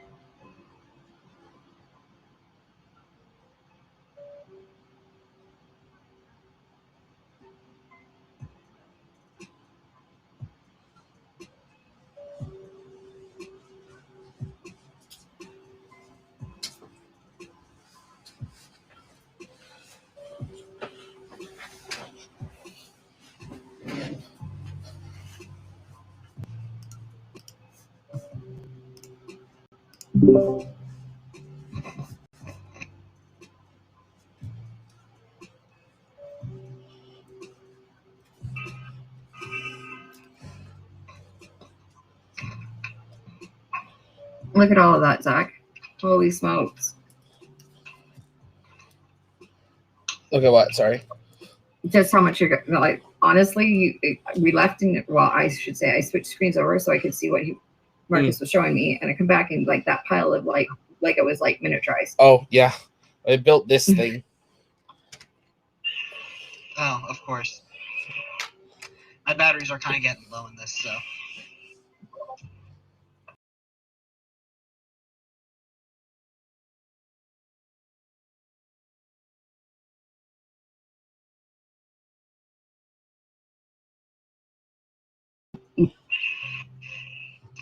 just because of how fond I am of Ahsoka. Yeah, I definitely need to change my I was going to say it's got a Because I little have bit the of a white yellow crystal, shoot but it's to it. glowing It starts yellow out for some white reason. for a split second and then it goes yellow. Yeah. Yeah, it's just my batteries, so.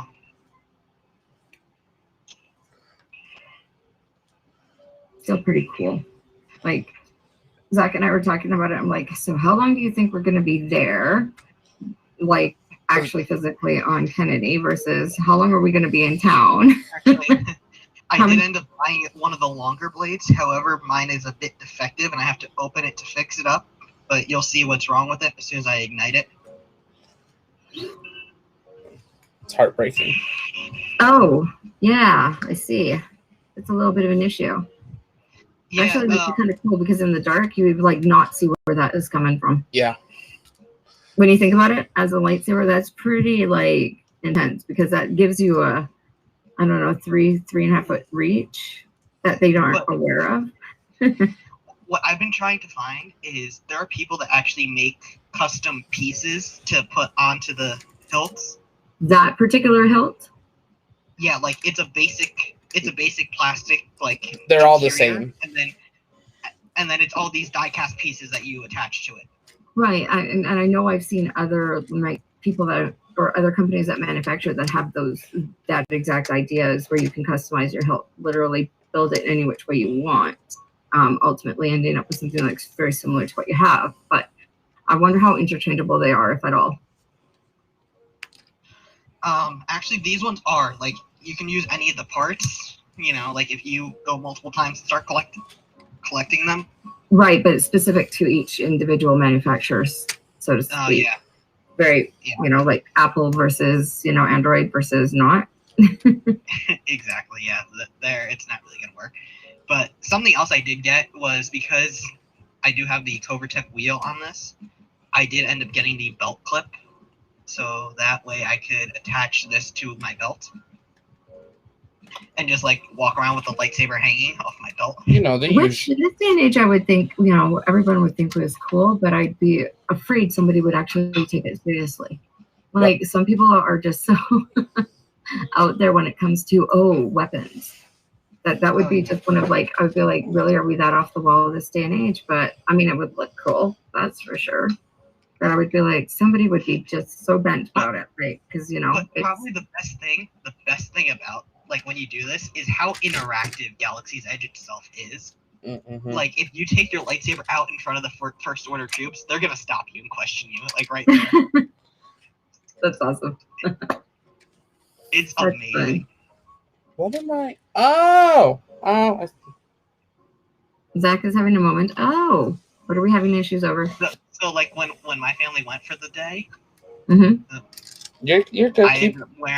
I ended up wearing like a first order themed shirt that I had. That was a mistake. Nice. So then it's like whenever I got stopped by somebody from the Resistance, I'm like, I'm undercover. I'm trying to blend in. Just totally like make them believe it. Well, yeah, they understood. I mean, that's the way to do it. That's how to be covert, right? Yeah. Get you through everything. Don't get too many questions. Don't just keep moving. Yeah. That's where those go. It was totally a covert agent. There you go. She did it. He done it. Wasn't me.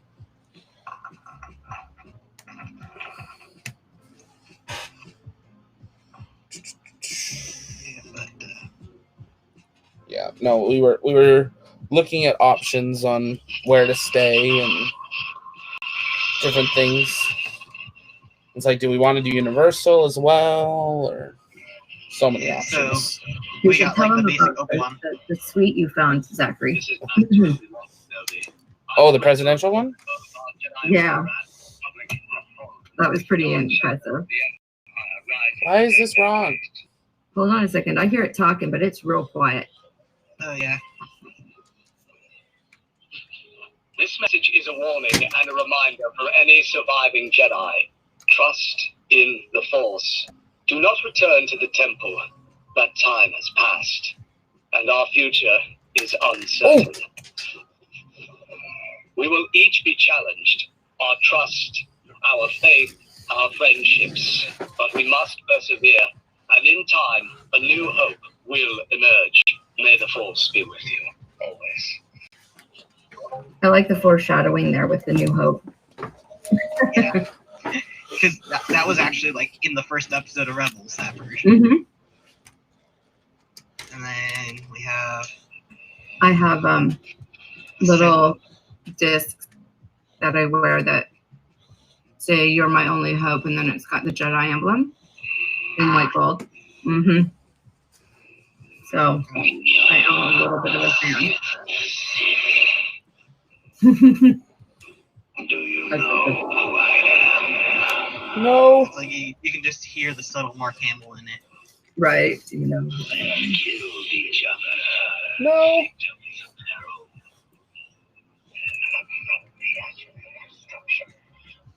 That's pretty awesome.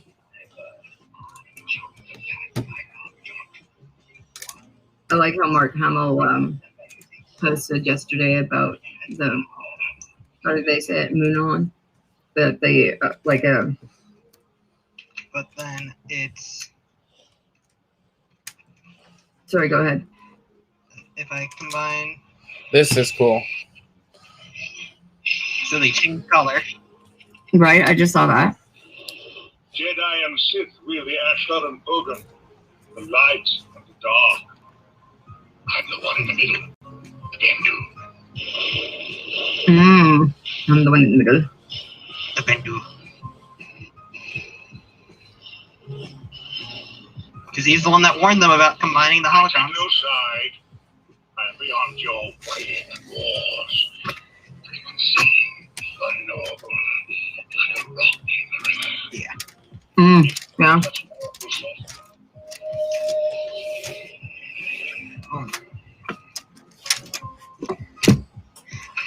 You just lay down. But let me tell you though, like that final duel between Obi-Wan and Maul in Rebels.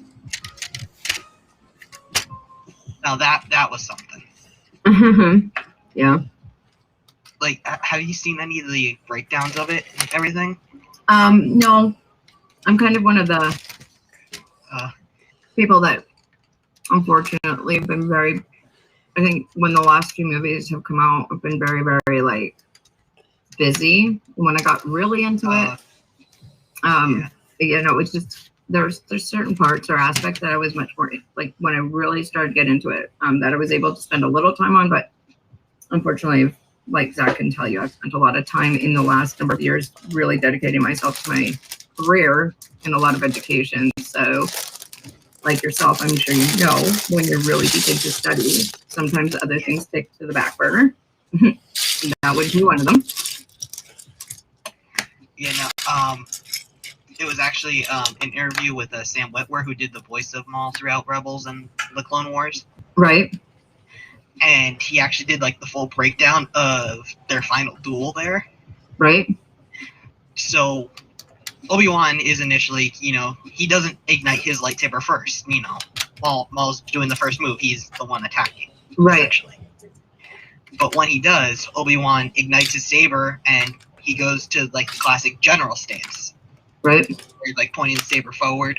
Mm-hmm. You know, and then he switches to from Obi-Wan to the Alec Guinness, Ben Kenobi. Mm-hmm. And then in a final move, he goes to the same position as Qui-Gon Jinn. That's true. Yeah. Using the same fighting style. And in Right. that moment, it goes through Maul's head. Oh, I know how to beat you. I've done this before back on Naboo. Right. So he goes for that same cheap, you know, knockup that Naboo. he did on Naboo. Right. Except this time, Obi-Wan's expecting it. Right down, cutting the lightsaber in half, and just down the front of Maul's chest, fatal wound. Right. But then it's the way that Obi-Wan holds Maul in his arms as he dies. It's the same way that he held Qui-Gon, the same way that he held, you know, Duchess Satine, you know, everybody that he's lost. I was gonna say when you do watch it, if you're somebody who does watch closely to detail, Zach can tell you I'm a very detail type person. those are nuances that you do pick up on, and it's really quite amazing. And it makes it fun to watch. It's the same way he held others, you know, and everyone before. And it makes it fun to watch it again more than once. Right. You know what you're looking for too, right? Because there's always new things that you see that you didn't see the first time, because there's so much to see in every movie. It's impossible to see it all once. Indeed. And for that, it's just one of the scenes that, you know, I just always pay attention. Sounds good. Good night, Bradley. I know you're already out of the Discord, but if you're still on the YouTube, have a good night. Good night, Bradley. Night, Bradley. Marcus, your mic, I think, got really quiet when you moved it away for us to hear. Yep. Is that better? Zach, is that better to you? I didn't have a change in either, to be honest. Oh, well, excuse me. Maybe it's just my old ears. But now, I remember, like, when, like, in between episode 7 and 8, you know, all the, like, who's raised parents theories coming out. Right. One of the big ones that I saw that I was like, you know, I could kind of see it, was, that, essentially Obi-Wan secretly did have a child with, Satine. Mm. And that, you know, just to, in kind of trying to protect her, you know, political, you know, view kind of thing, she ended up giving the child to her sister to raise. Right. Yeah, or, you know, and she ends up being raised as Ursa Wren's child, Sabine. Right. That would be. Mm-hmm. So it was like, all right, so what if Sabine is technically Obi-Wan's daughter now, and then her and Ezra have a child that ends up being Red? Well, that starts getting complicated. Yeah. But it could be a really interesting offshoot. Like, yeah, like that was one of the theories, and then it went into but now it's like people are like, what happened to her parents? Well, we know Ezra disappeared at the end of Rebels. Right. And then they're like, something happens to Sabine that makes Ezra go to the dark side, and he makes the Knights of Ren in her name, kind of thing. Right. That would be another complexity. Yeah. It was like all those like weird, like in-depth theories, but then some of them just sound cool. It's like, I don't think it would work 100%, but it does sound cool. It could. It just would have to be planned out very, very delicately, I think, is the best way to put that. But yeah. Give me a second. We're going to have to go AFK for a minute. Not a problem.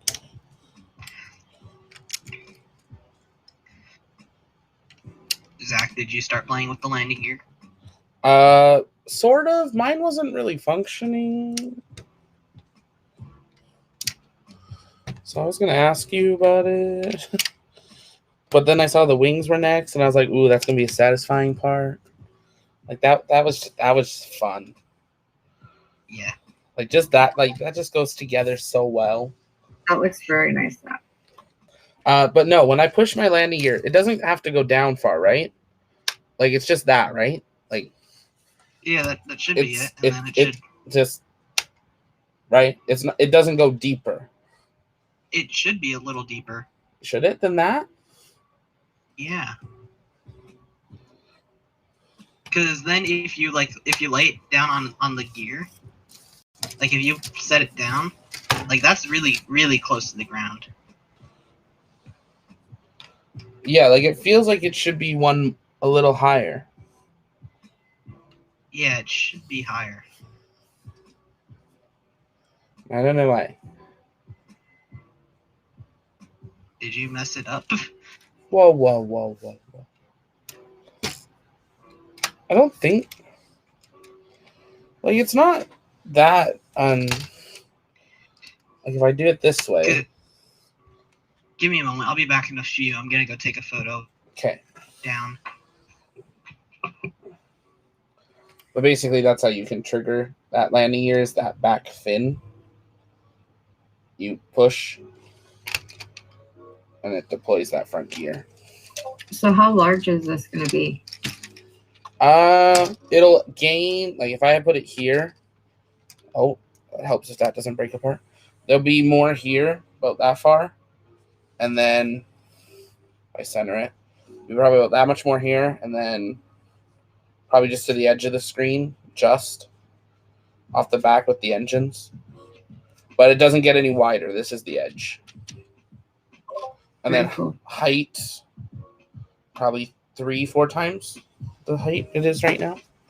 Yeah, I was gonna say it's a little thin on. It's a little on the thin side right now, but it still looks really good.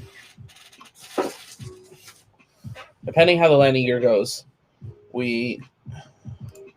may or may not end here, but we'll see. Wow, yours goes way more, Marcus. Did you get that? The photo? Yep. Where am I supposed to be looking at photos? In the BTS hangout. Yes. I've got you. I put the photo of what that front landing gear should look like deployed. Yeah, that's not anywhere near. Did you put yours on the right way, not backwards? Don't point out the obvious. Shut up.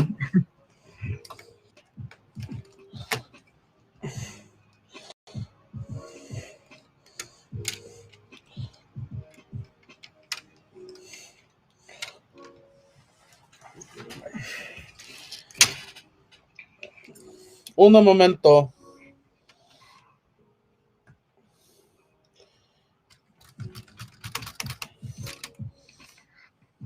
There, that goes down. Ah. Is that what's wrong? Did you put something in the wrong spot? Maybe. No. That looks right. That looks right. That's right. That gets pushed down. It's got to be that, not correct. But I don't know how that would be. Did you put it in the wrong hole on the white bricks? Because the red part should be in the first hole on those bricks on the side. Yeah, that's where it is.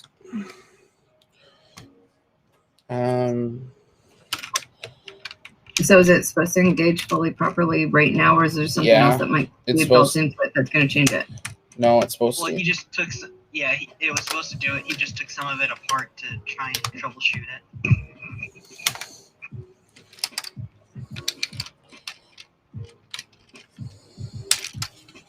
When one thing doesn't work, what do? You get two. You are just like... I shouldn't probably finish that sentence. No. Oh, he'd be proud. Who? Papa. Oh. When one doesn't work, you get two. Figure it out. Make And it when work. that doesn't work, you just rip it out. Do it again. Throw money at it. Isn't that the saying? There's too much truth to that statement. You can do anything you want in the world so long as you throw money at it.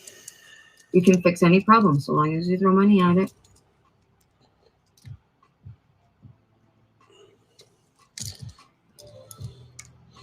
Even including LEGO shuttles.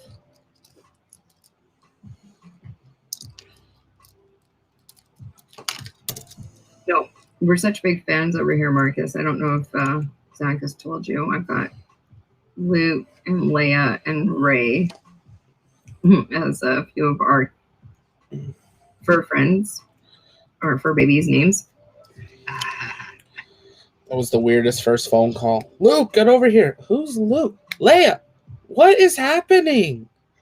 We just had a whole bunch of Jedis and everything else just move into the house. Like, did you not know? Is it supposed to be that way, maybe? No, it's supposed to be this way. You know, we had Trooper.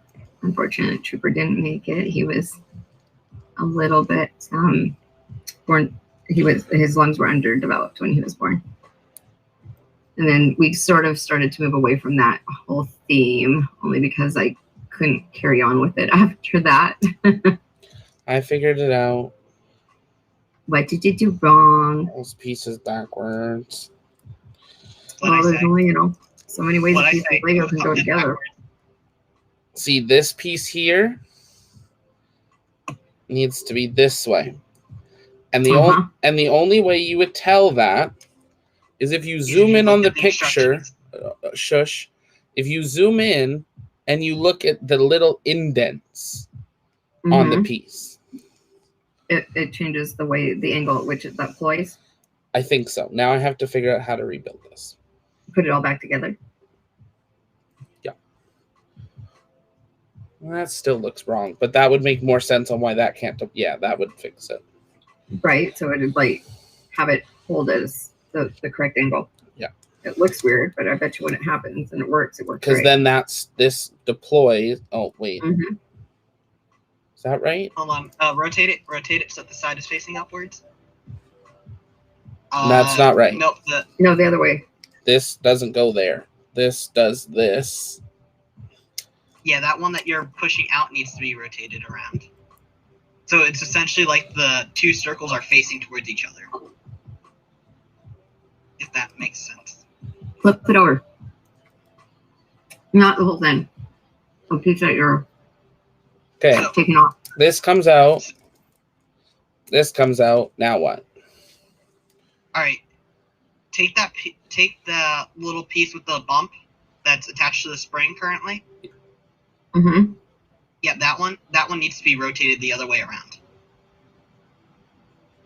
Or I just did that. If you flip it over.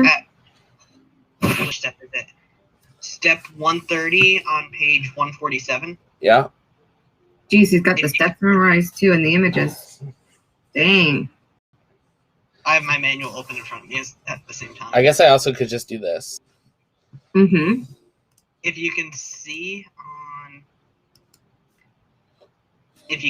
it there, it's like the two bumps on the circles are facing towards each other. The two at the bottom, 130. If you look at the bottom of the little thing. Can you zoom in, Zach? Oh, I think I know what you're meaning now. Yeah. That's what I just reversed.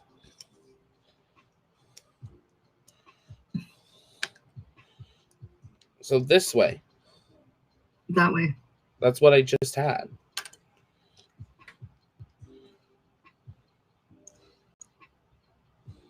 Is that right? Yeah, that is right. That looks like it's right. That's what I had. Yep. And then and this goes in here with the long one. Right? Yep. Yeah. Because then the white thing's attached to that. Center that. That's here. These go on this way. You know what's funny is it's going to work this time and you'll not know what was wrong with it the first time. Yep.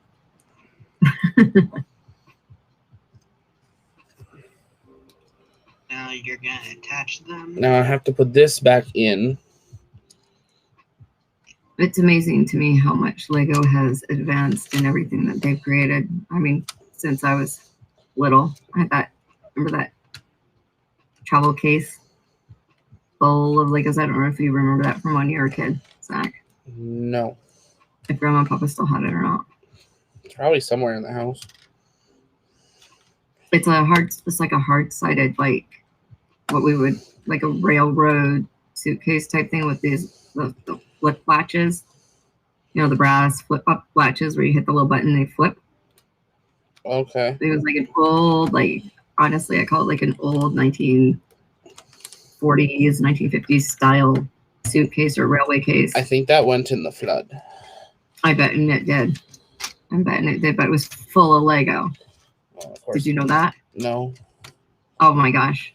It was full. It was my like Lego case. Yeah, we lost a lot in that flood. I know we did. And then the next one. Mm-hmm. I'm grateful I didn't have to walk The through one thing that I'm one. seeing right now is it looks like your landing gear is too far up right now. Like, Yeah, that doesn't. its position. There. Okay. There. Like, it's supposed to be That's horizontal. We can't see it, Zach. Oh, sorry. Forgot I had this pulled this way. There I am. There. It deployed right now. Okay. And then it comes back up. Okay, and that's at the horizontal level that it should be. Yep. Yep. Oh, okay.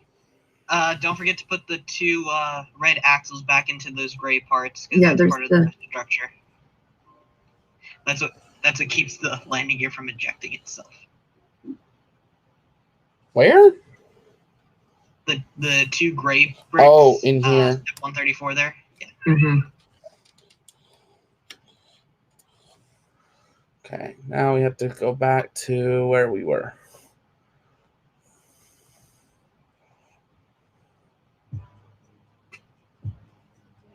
Which was here.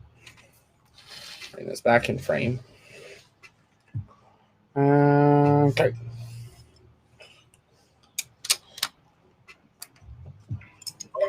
Zach, is that image that you're following supposed to be super, super small on the screen, or is that like Unfortunately, it doesn't. what is This software doesn't. what? I can do that, but that's as big as it lets me do. Now I could do something like this.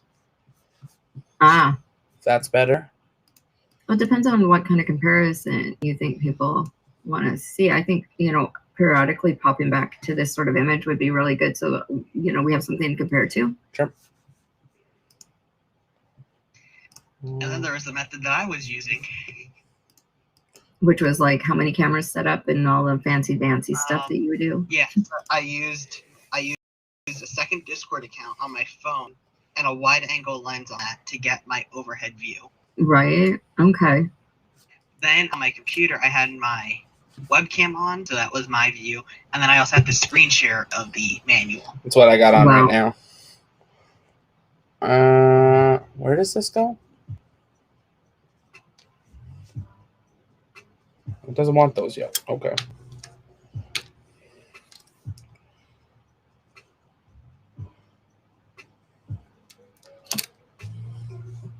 I just had this moment of like, remember the other day when I was sorting all those little like pieces for building? Yep. This is exactly like this is your IKEA building moment. I like IKEA furniture. Oh yeah, IKEA furniture is fun. Actually, I was telling Marcus about the dressers you got because he was looking at the other ones that you didn't get. So I pointed out the other ones. Well, it's like crazy like, small identical. world. They're like only, we said a total of 2 inches. I think it was 8 inches, and I'll be honest with you, I don't think I miss it. These are like, in my opinion, perfect length, especially if you're looking at like, I don't know, depending on where you're going to put it, but for what I want them for, they're ideal in length. Like they're what I expect a dresser to be. Anything much longer than that would be awkward, in my opinion. Yeah, I mean, the one thing that I'm really, really set on for me, I've been looking, so I don't have to go back to New Jersey, is going to be the bed. Let me share that real quick. Right. I think it's always important to try to have a good quality. I think it's the most important part of your recovery. I mean, every day, that's why we need it. But if you don't have a good quality rest, then you're lining yourself up for a lot more issues in life. There we go. The Brimness bed. What is that wonderful little blink? Oh, if you go back into BTS comms, you can see Marcus streaming again. Oh, yes. So, yeah, this is the one that I'm looking at. That's cool. I like how it has the underbed storage in it for sure. The underbed storage and then the shelving right here. Perfect for displaying some of the smaller Lego sets I have. And then big models will go along the headboard. And then And then this little channel right here is perfect for storing the bins that I normally store the Legos in. As long as it's the right, depth and height, for sure. Yeah, actually I was. You measured it out. Yeah. It does look like it'll fit. Well, let's see, what does it say there? I'm just kind of taking a quick peek. Does it show its complete depth? Let's see. Because it shows a complete depth, but it doesn't tell us exactly what a drawer is, does it? The drawer itself here is 8.5 inches tall. Tall, but the width of the drawer is 37. 16 and that's the depth of it, but I'm talking about like from the base of the bed to the head of the bed, where you've got that little open area. You want to know what that one area is. So you've got the two drawers attached together, take away the entire length. So we're looking at 92 inches, 92 and 7/8. And then I think the front of the drawer, the width of the drawer says it's 37 3/8. So we're looking at math. 74 and 6/8, so 74 and 3/4. And then you've got 74 and 92 and 7/8 minus 74 and 6/8. So you've got 1/8. And then 92 and 74. So we're looking at what? Or we could have just taken this 92 and subtract the 11. Yeah, 15 and the width of it though. So you've got the height of that with the 11, but you've got the width also. I think so you've got 15. It looks like it's 15. That 11 is the width of this little cubby right here. So I think that's going to be the same as the bottom here. It should be, but mathematically, that's not what they show you, though. Watch me, prove that their schematics are wrong. Zachary, I'm sorry. Wouldn't be the first time. Yeah, no, math is one of those things. You would wonder why I became a nurse, not to do math. I didn't think I'd have to be a mathematician, but that is not the case. We have to be, apparently. But if we're looking at 74,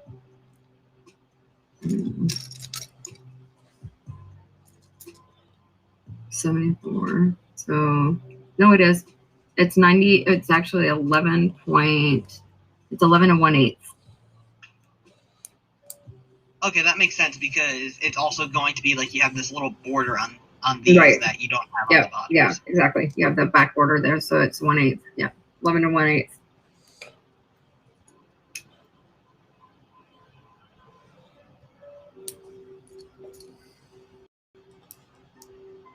And in terms of what I actually use to store all the Legos. Aww. Sorry, I just saw Prince Philip there with the Queen. Apparently she was prepared, Zach. That's what that article just said in Flyby. Oh. I doubt that. I bet you she had an idea that was coming. She knows her husband that well. Right. Yeah. I don't think anyone's ever prepared, but I think they're not. I think you would know. Yeah. Mm-hmm. I actually use these the old Connect bins. Mm-hmm. Oh, I love those bins. For everything. How big are those? I don't remember the actual size. They've been in my grandfather's attic for the past few years now. Mm. But yeah, it's kind of the right time because it's they're gonna be moving out of the house, so I'm gonna have to get all my stuff out of the attic anyway. Right. So what are you studying down there? Aerospace engineering. So that's why you chose Florida, I'm sure. That was one of the big deciding factors.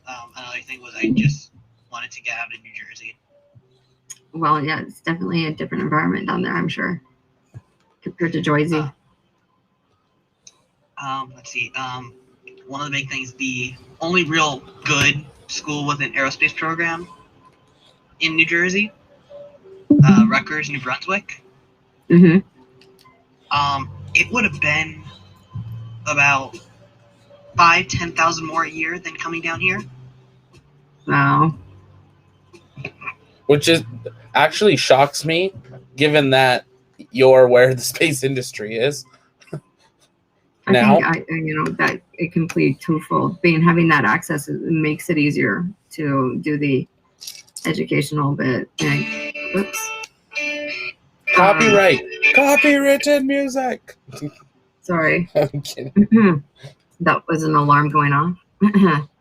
But no, part of that is the access. And I think if you're in a place that doesn't have sort of like the cutting edge access, sometimes I think it becomes more expensive to educate yourself in a place that's sort of removed from it, for sure. It also depends on what kind of school it is and sort of the supplementation it gets from the government and whatnot as well. So I can tell you that my education down here, Zachary, would make you choke. Like immediately, you don't even want to know what I spent. Oh, I already know. No. You think you know. You think you know. I can tell you what the foundational cost was. It doesn't include the cost of living and everything else that you have to take student loans out for when you're working full, or doing an education system like that, plus all of your clinicals and everything full time. There's just not. There's not enough time to support yourself and do all of that, and literally go through the things I was going through at the time. Yeah. Financially, it's quite extreme. Actually, just today, one of my coworkers essentially came out with a doctor's note. She's only a senior in high school, but the doctor said that like your schedule is like too stressful. You need to cut back on a lot of this. So for her, she's now doing all of her classes online. She's essentially had to quit all the sports teams that she was on. She has to cut back her hours at work now, and even now, she's limited to only being in a cashier position currently. And sorry, is that your sister you said, or a coworker? A coworker. Okay. Yeah. So interestingly enough, I was kind of doing a little bit of education today on sort of the reasons why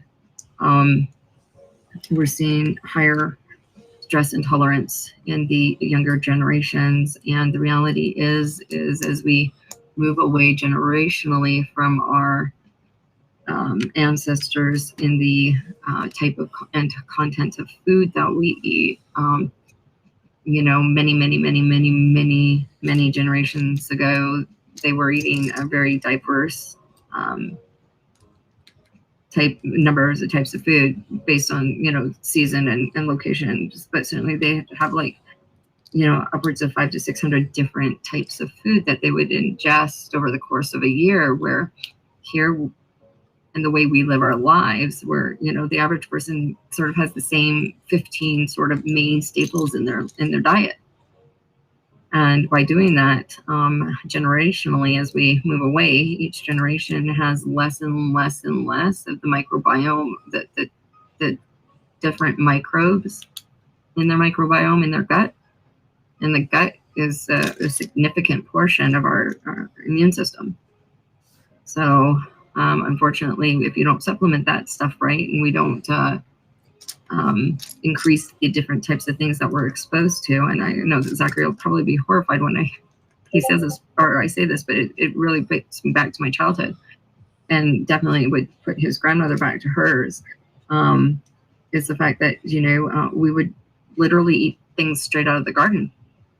They would have dirt on them, and that helps build the different micronutrient or the microbes in the biome. Yeah. And by doing that, we're exposing ourselves on a regular basis to new and having those things transfer into our system. And by doing that, we're improving our gut health and our in turn our immunity. So it was interesting to listen to one of the microbiologists, and this gentleman's very renowned in this sort of area of study. But to hear him say, he tells people, take, actually prescribe yourself time out in the sort of out in the real world. And by saying that, he's go for a hike, take off your shoes, bury your feet and your hands in the dirt, dust off the dirt, go eat something, don't wash your hands. And he's saying also that the cleanliness of our homes, where people are chronically sterilizing everything. There's a reason why hospitals are a very dangerous place for people. And it's because we kind of literally sterilize it down, and then we expose some of these other very the type of microbes that can overtake and become dangerous to humans. And then we allow those to sort of take over. So we provide a very sterile environment for them to sort of flourish in some ways, because they have nothing to compete with. And that in itself is very dangerous, which makes a lot of sense when I kind of step back and look at it. You know, having been trained in sort of the medical, I'm like, oh yeah, that kind of does make a lot of sense. And here we've been like progressively being more and more pushed to, you know, keep our houses clean and have this sort of like sterile environment, and this is how we're going to protect ourselves. But the reality is we're not giving ourselves the opportunity to actually fight properly. Yeah, and so that was a very interesting thing to hear today. What's that? It actually ends up making it worse when you do actually get sick, because your body is not used to, you know. Well, yeah, and it doesn't. You don't have enough of the different microbes in your body that when you do get one of these things to act at, unfortunately, there's not enough of the other good microbes to fight against it. There's just not enough, you know, variation, and they just aren't given the opportunity to sort of eliminate or put back in place. I shouldn't say, because it doesn't quite eliminate any of these, and we shouldn't expect it to either. There's a balance. You know, we have to have a little bit of, you know, these other things in us, and we all do. But when they take over, it can be very aggressive and very detrimental to our systems. And it's very interesting to see, you know, looking back over the generations, what sort of things we're seeing more positive, you know, responses, more positive, like when we do laboratory tests and blood tests, see what people have in their systems. So like the Epstein-Barr virus, or even herpes simplex 1, 2. These are very generic now. You know, most people come back and they've been exposed, and they can stay in our system for a very long time. What was really interesting to me, though, was the recommendation of using a spore-based probiotic, and the reason, and sort of the discussion as to why that was important, and to see that it's actually, you have to go to a specialist to get that, even like their quality of a spore-based probiotic. You have to go to a specialist to actually purchase it. You can't just order it offline from them. I thought, well, geez, that's just kind of, yeah, I get, you know, you want people to be safe and stuff like that, but you also want to make it accessible. But having that information it's just not even, it's not even common. In my opinion, I don't think it's commonly taught. It's not your baseline education when it comes to healthcare. We're definitely a Western medicine, and not like, you know, using sort of what we've done in the past, long before we had all of these like really crazy strong meds that we put in our body that actually do more damage than good sometimes. So it's sad, though, because we see it more younger and younger as people are getting diagnosed with these autoimmune disorders a lot earlier and earlier in life. And there's something we can do about it. That's the worst of it. There's something we can actually do about it, and we're not seeing it because it doesn't pay for the big pharma. And even with the, you know, like the generations getting different, you know, foods, so it has the different microbes, you know, getting into your system. Right. Like for example, like my generation, you know, like all the kids at my school, it's like, you know, all your water is going to be like filtered water and everything like that. My parents grew up playing outside, and they would just go to a random neighbor's hose and, you know, just drink from the hose. Oh, and absolutely. We did that all the time in the backyard. My grandfather's backyard. We would literally pull out carrots from the garden. My grandfather always had a garden in his backyard, like a quarter of an acre, I think it was, give or take a little bit. And I mean, they would plant onions and carrots and hills of potatoes, and we would have raspberries, and like we would joke about it. It'd be like a raspberry for the bucket and 3 for my mouth, you know.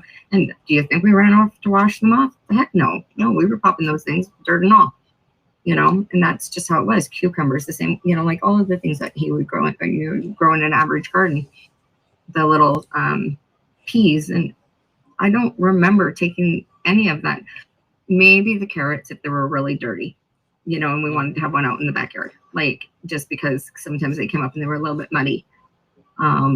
If it was particularly like had been wet earlier in the sort of the week or whatever. But I mean, and even then, that wasn't taking a scrub brush to it and making sure every ounce of dirt was scrubbed off of it. No, we would rinse them off in the water and off we would go. And my grandfather would use the captured water in what we called the rain barrel, but it was a very large barrel. And they would use that rainwater to water all of the plants that were in the greenhouses. And that was just standard, you know. And so there was a cycle that we didn't really interrupt in the sense that we didn't like add all of this stuff to it to chemically treat it to make it better for people or what we thought was, because there is no way by putting chlorine bleach, which is in our water, and fluoride is in our water, into our systems all the time. They didn't do that in the 50s. They didn't do that in the 40s. They didn't do that in the 30s and the 20s. And these people are living a heck of a lot longer doing things that we're like, oh, it's so bad for you to smoke. Oh, it's so bad for you to drink. Oh, and these people are living into their 90s and never, you know, stopped that stuff. Zach? Yeah. So it's interesting. Definitely interesting. And it would be, I think, in a lot of ways, like, you know, I've been trying to figure out some of this stuff for myself. I mean, Zachary can tell you, autoimmune disorders is something our family knows a lot of, in the sense of we've had a lot of experience with, not to say that we know a lot about them. We certainly have a lot of experience with, and you know, trying to figure out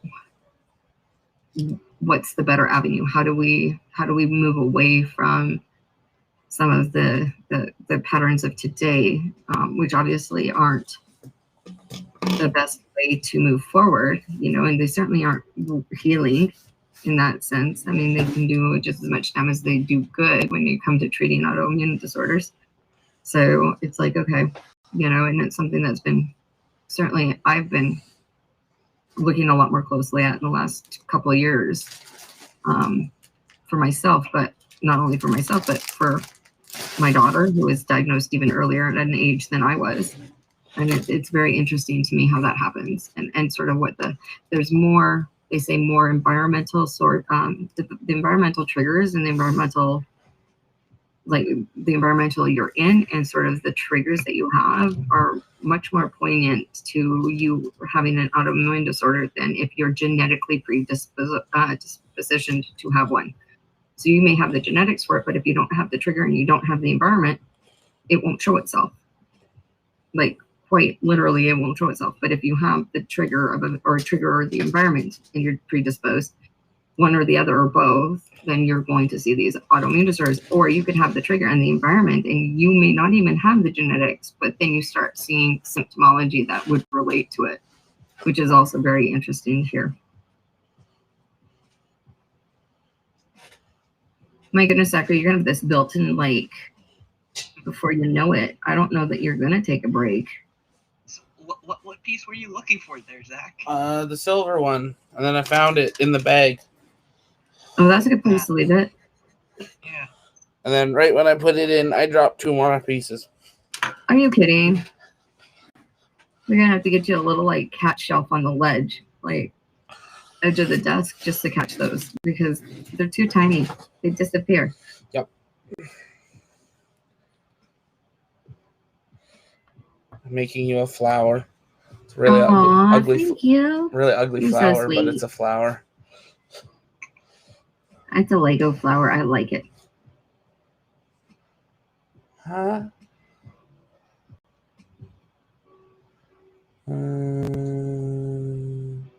Way cool though, Zach. This is gonna be really neat. Yeah. I can't wait to see it alongside some of the other ones. And I know you've got other things planned in the future, so it'll be nice to see it all up and yep, one get ready to do a tour. One parcel's on its way. I haven't looked to see if it moved at all today. Got picked up this morning, so Oh, and In yeah, Florida. I'm gonna grab your cousin and take those photographs for you so we can get that shipped out here. Any news about the one shop? What? Any news about the one shot? Starship balls? Oh, not That's yet. so funny. No, not yet. Not yet. No, that's a funny name though. You gotta It's admit. a great name. Yeah, great name. Zach was also showing me some product line that he gave me a good laugh with last night. That he said you guys had been exploring. That one. Zach, Yeah, particular item. Zach, wrong way. He's policing you here, bud. That's the right. Other way. It goes through the other side. Those axles are where the engines are going to mount to. Yep. Well, hush. That's not that's not how you say thank you. Thank you for your hospitality. I thank you for your hospitality. You have to remind him of his Canadianisms right now. I thank you for your hospitality. Well, that's Southern. You'd be like, but Y'all. You have to work on your manners again.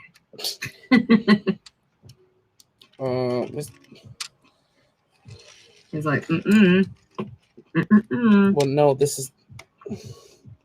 So it helps if you snap them onto the blue clips onto the yellow bars that are beneath it first. If you look at the instruction manual. Blue clips. Yeah, there's a blue clip that clips onto the yellow bars underneath. Oh yeah, that's done. Okay, so now you can rotate it back, push everything back more. Right. Or forward, I guess, from your perspective. Yeah, it amazes me how you can put these little things together with those fingers of yours. Yep, they're gonna be raw tomorrow. But these aren't the tiniest pieces, or these are tiny pieces, and I'm like watching your dexterity here. Y'all have no excuses when it comes to some stuff now. I'd be like, I see you putting Lego together. I know how you can do things. It's amazing when we're interested in how we can. Don't worry about that. Don't worry about that back panel. Okay. Swaying back and forth right now, because once you do the fin, that's gonna fully lock it into place. Okay. See, it's good to have somebody coach you through this.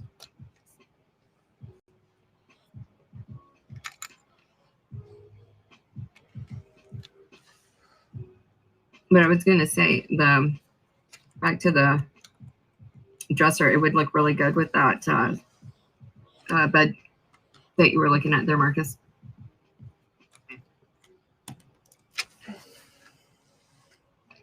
Yay.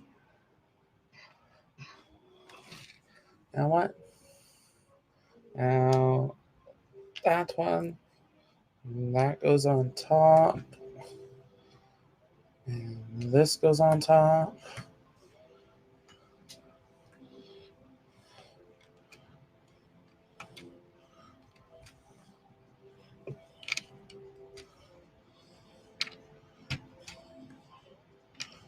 Well, it does look like they actually do have a dresser that is actually meant to go with the bed. Oh, do they? Because they have multiple names for the exact same.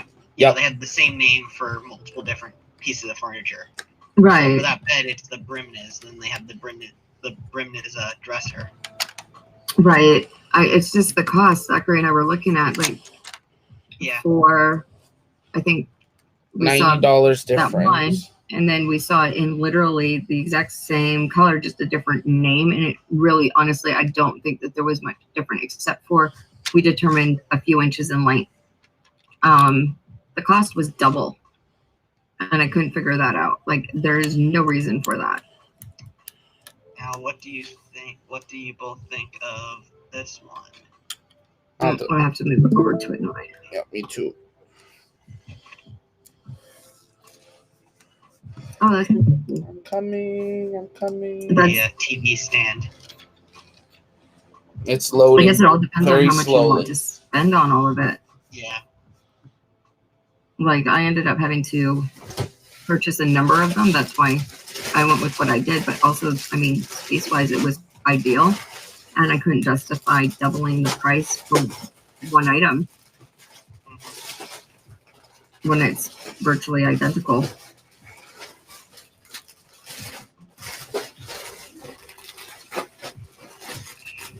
So, see that Melm?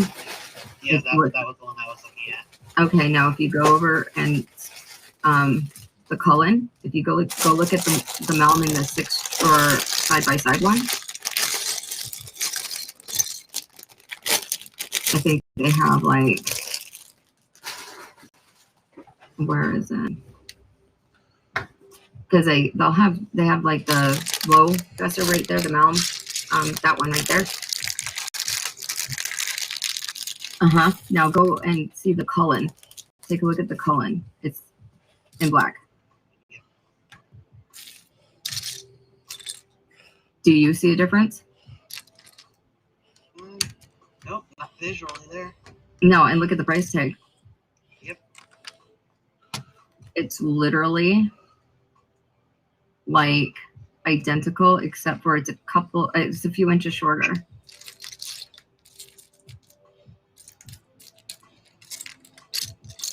And since you're looking at something of that color, or what appears to be that color, it's very interesting to me that there's like an $80 difference, and that $80 is literally nearly doubling the price of it.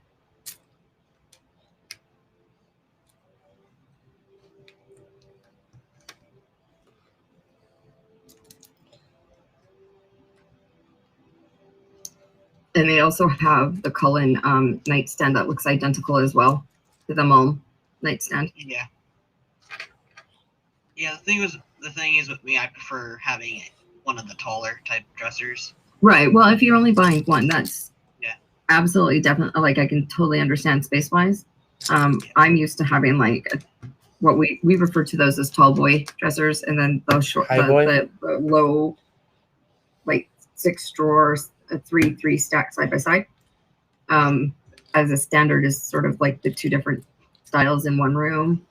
That's what I'm used to having. But when I saw these, I was like, there's no way I'm going to pay twice as much for something that's virtually identical and doesn't buy me very much more room space. And then you can actually show.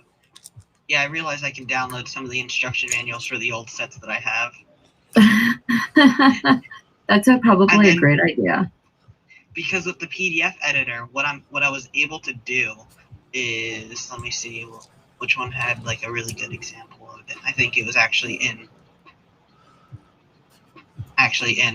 the Discovery here. Right. Where you could add because I have the editor. Right. You could go in there and better explanation or description. Well, for me, because I like to take stuff apart and then rebuild it later on. Right. What I'm able to do. It's a good place to be able to go in and put your little like side notes. Yep, it's. Is that where they did the wrong fact?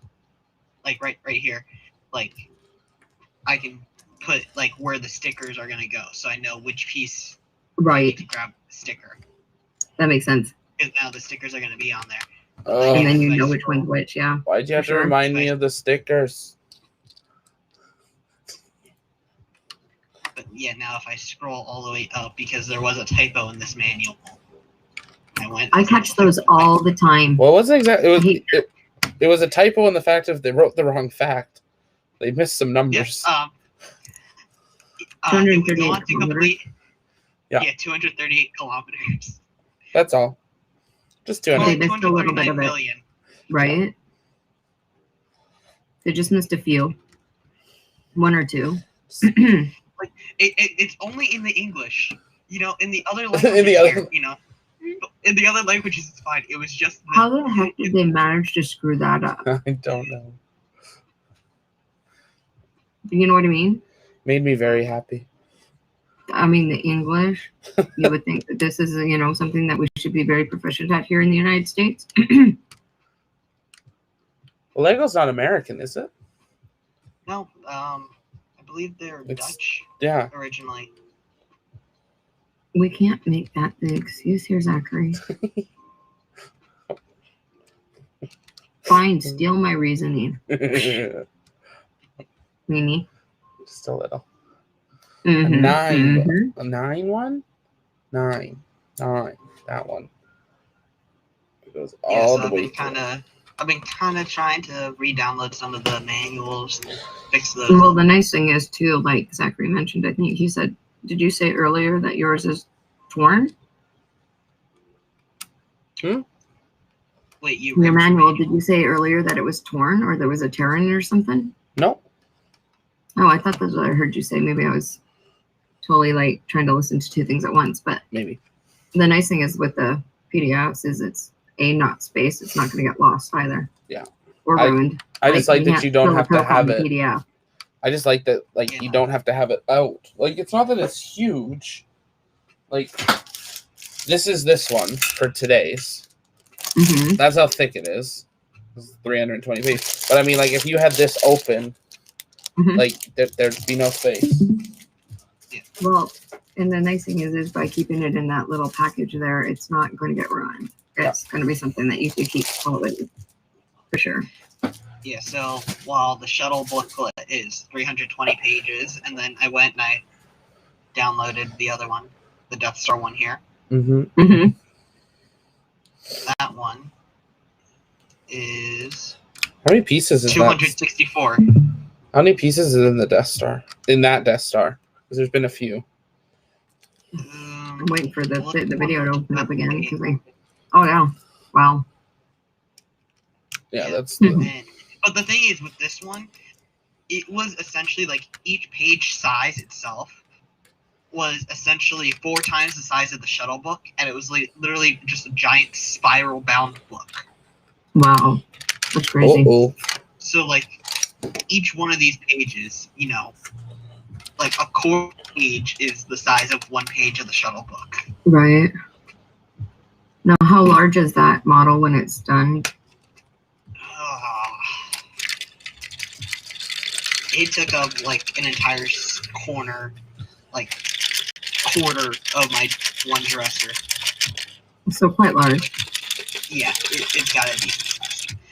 But let me tell you, like, they have lighting kits available for these sets. Right. I really want the lighting kit for this one. You're like, Christmas, birthday. So this was set. Really? Come on. Where'd you go?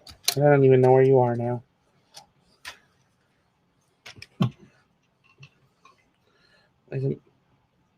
I'll be right back, guys. Yep.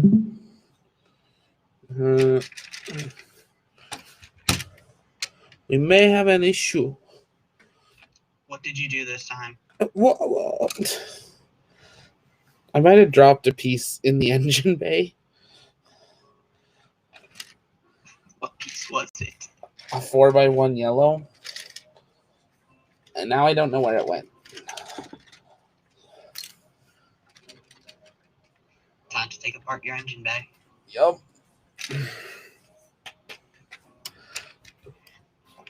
Uh, 3,803 pieces for the Death Star.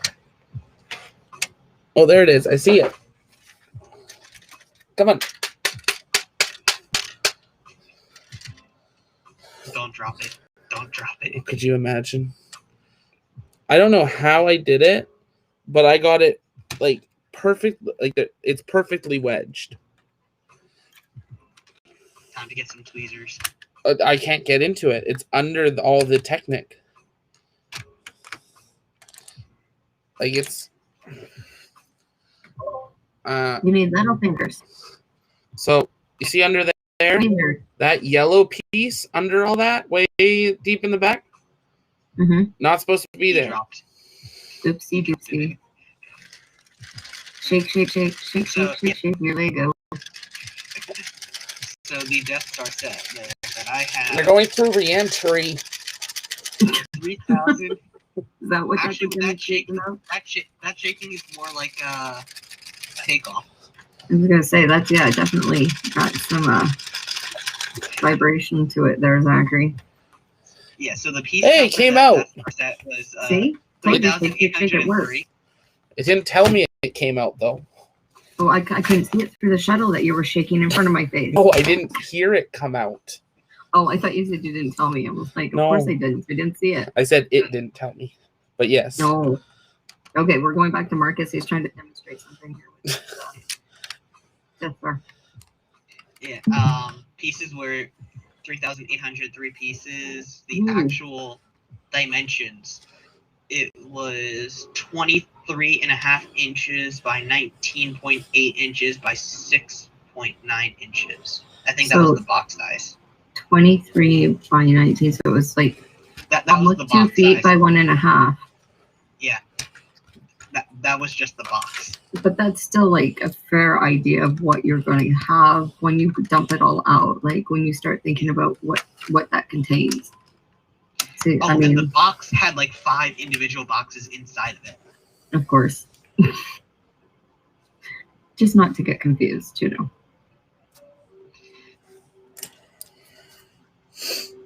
But, No, in a rush to like open.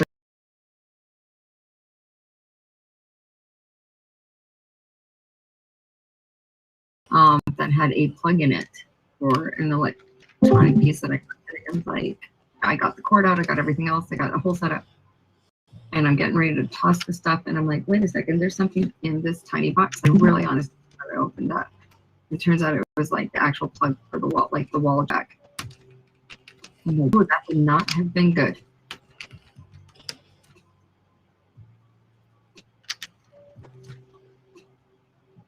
Those boxes and boxes.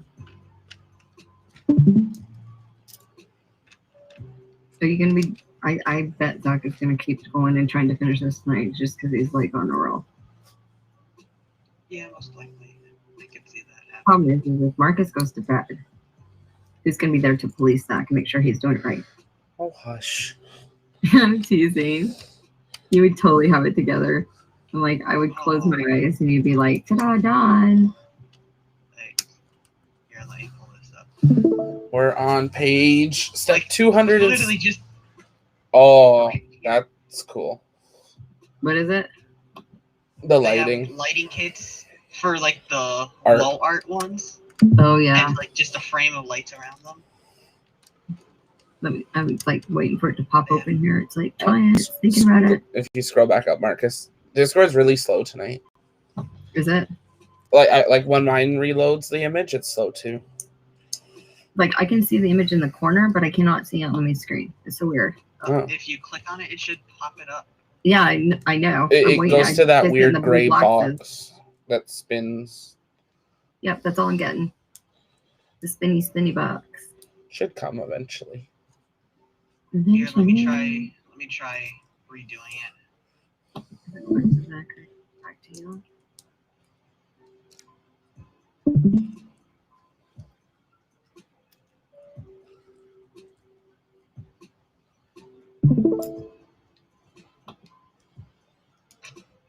Okay, yeah.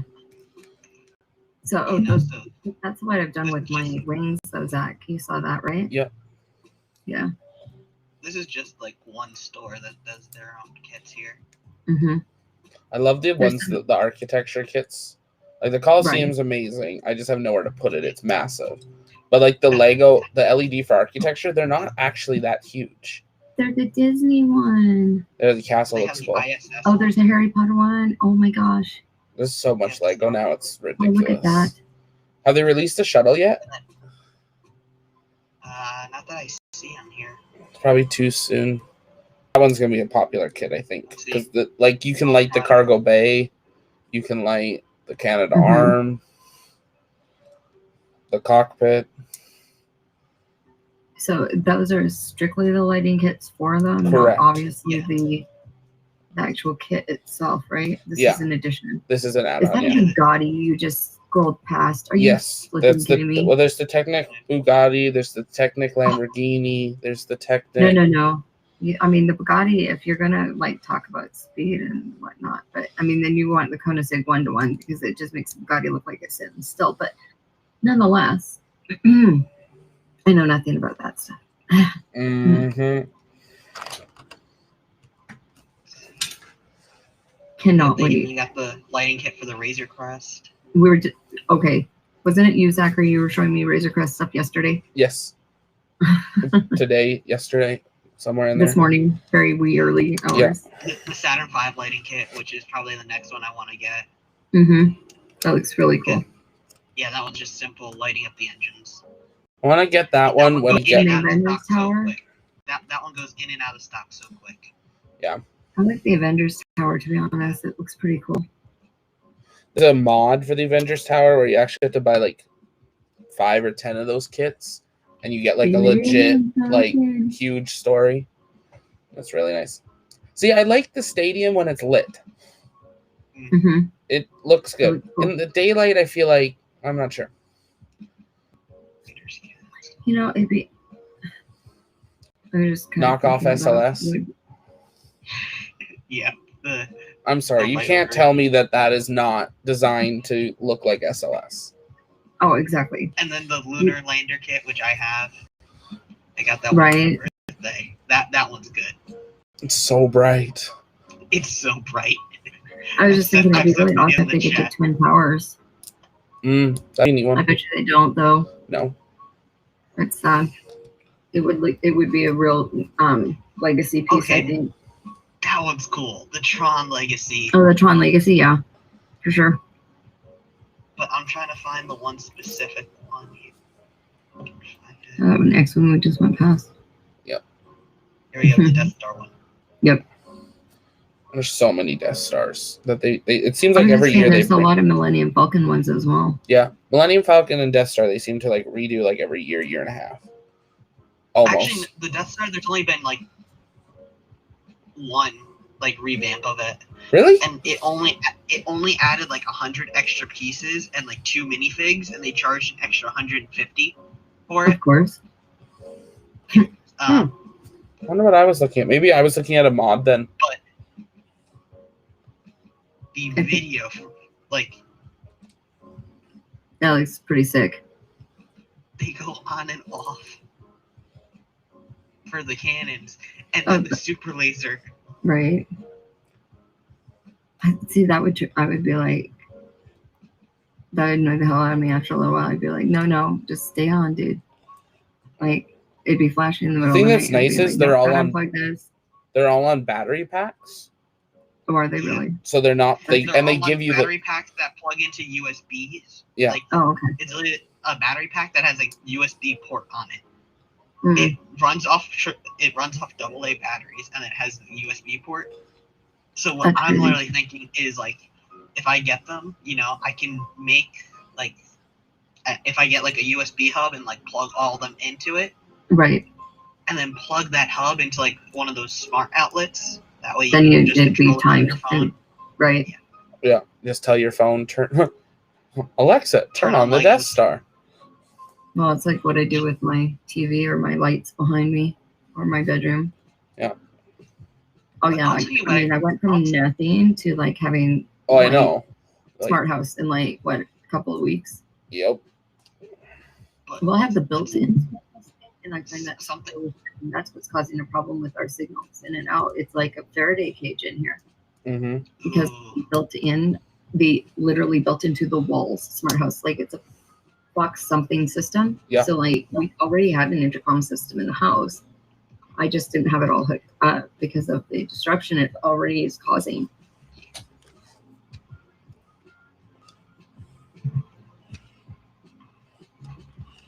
See, now, something I do want to get if I do end up finding an apartment for myself is they have these LED strips for the back of the TV. Yeah, they're cool. Well, that's what I have on my wall. I want to get the ones that are reactive to what's on the TV. Yeah. Right, to the react to the noise or the music or whatever's going on, the sound. It reads what's on the screen and matches the color. Yeah. so it matches the color at those edges. So it's kind of like an effect of like it's kind of blown more out of the TV. So you might have like blue light on the top, red and orange down the left side, green on the other. They're neat. Philips Hue has them. I guess because I've watched 3D TV in the house, I'm kind of trying to figure out how that would work. It's not even part of like 3D TV. No, it's like just normal. But it gives the blown out effect, like Zach said. Like, I can totally picture that. Yeah. But I'd be like, that or 3D TV. Like, I'm just that kind of person. Yeah. Well, there's a new monitor that just got released. Well, it's not fully out yet, but they started like showing it to people. I want to say it's an LG, and it is a 3D monitor without 3D glasses.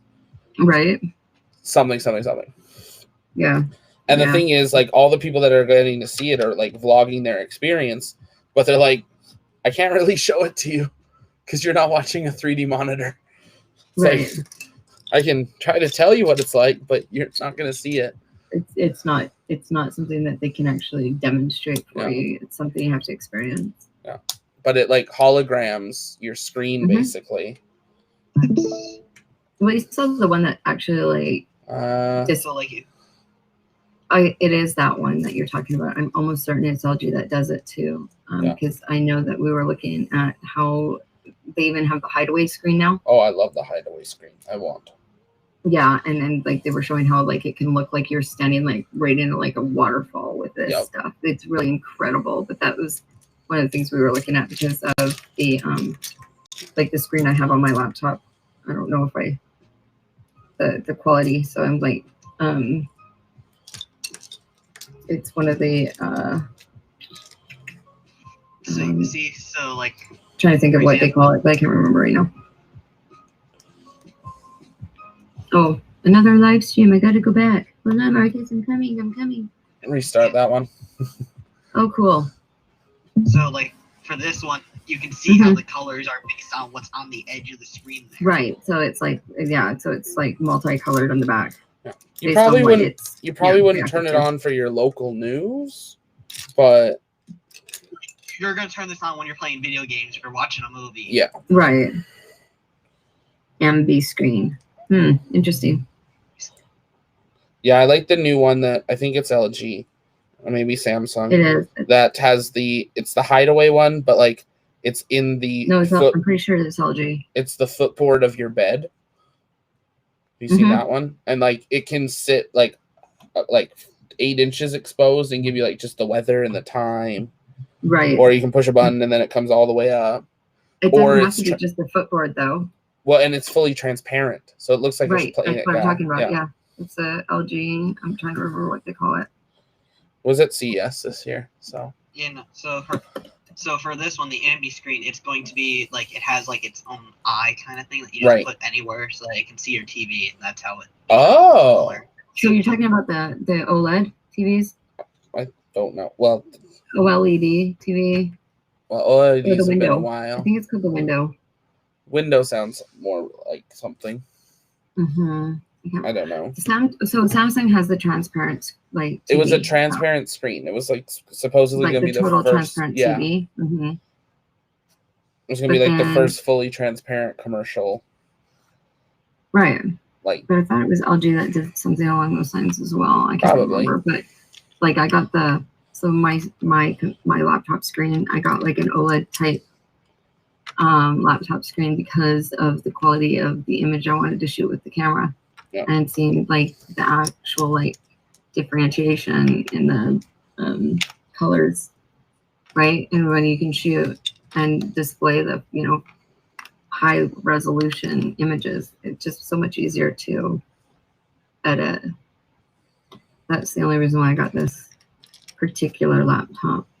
Well, that and Colin talked me into it, but he was so proud of himself for being able to talk me into something like this because I wouldn't normally do that for myself. Yeah. But the quality, I can tell you, like I have mine on the lowest of like, and it's like still like what I would be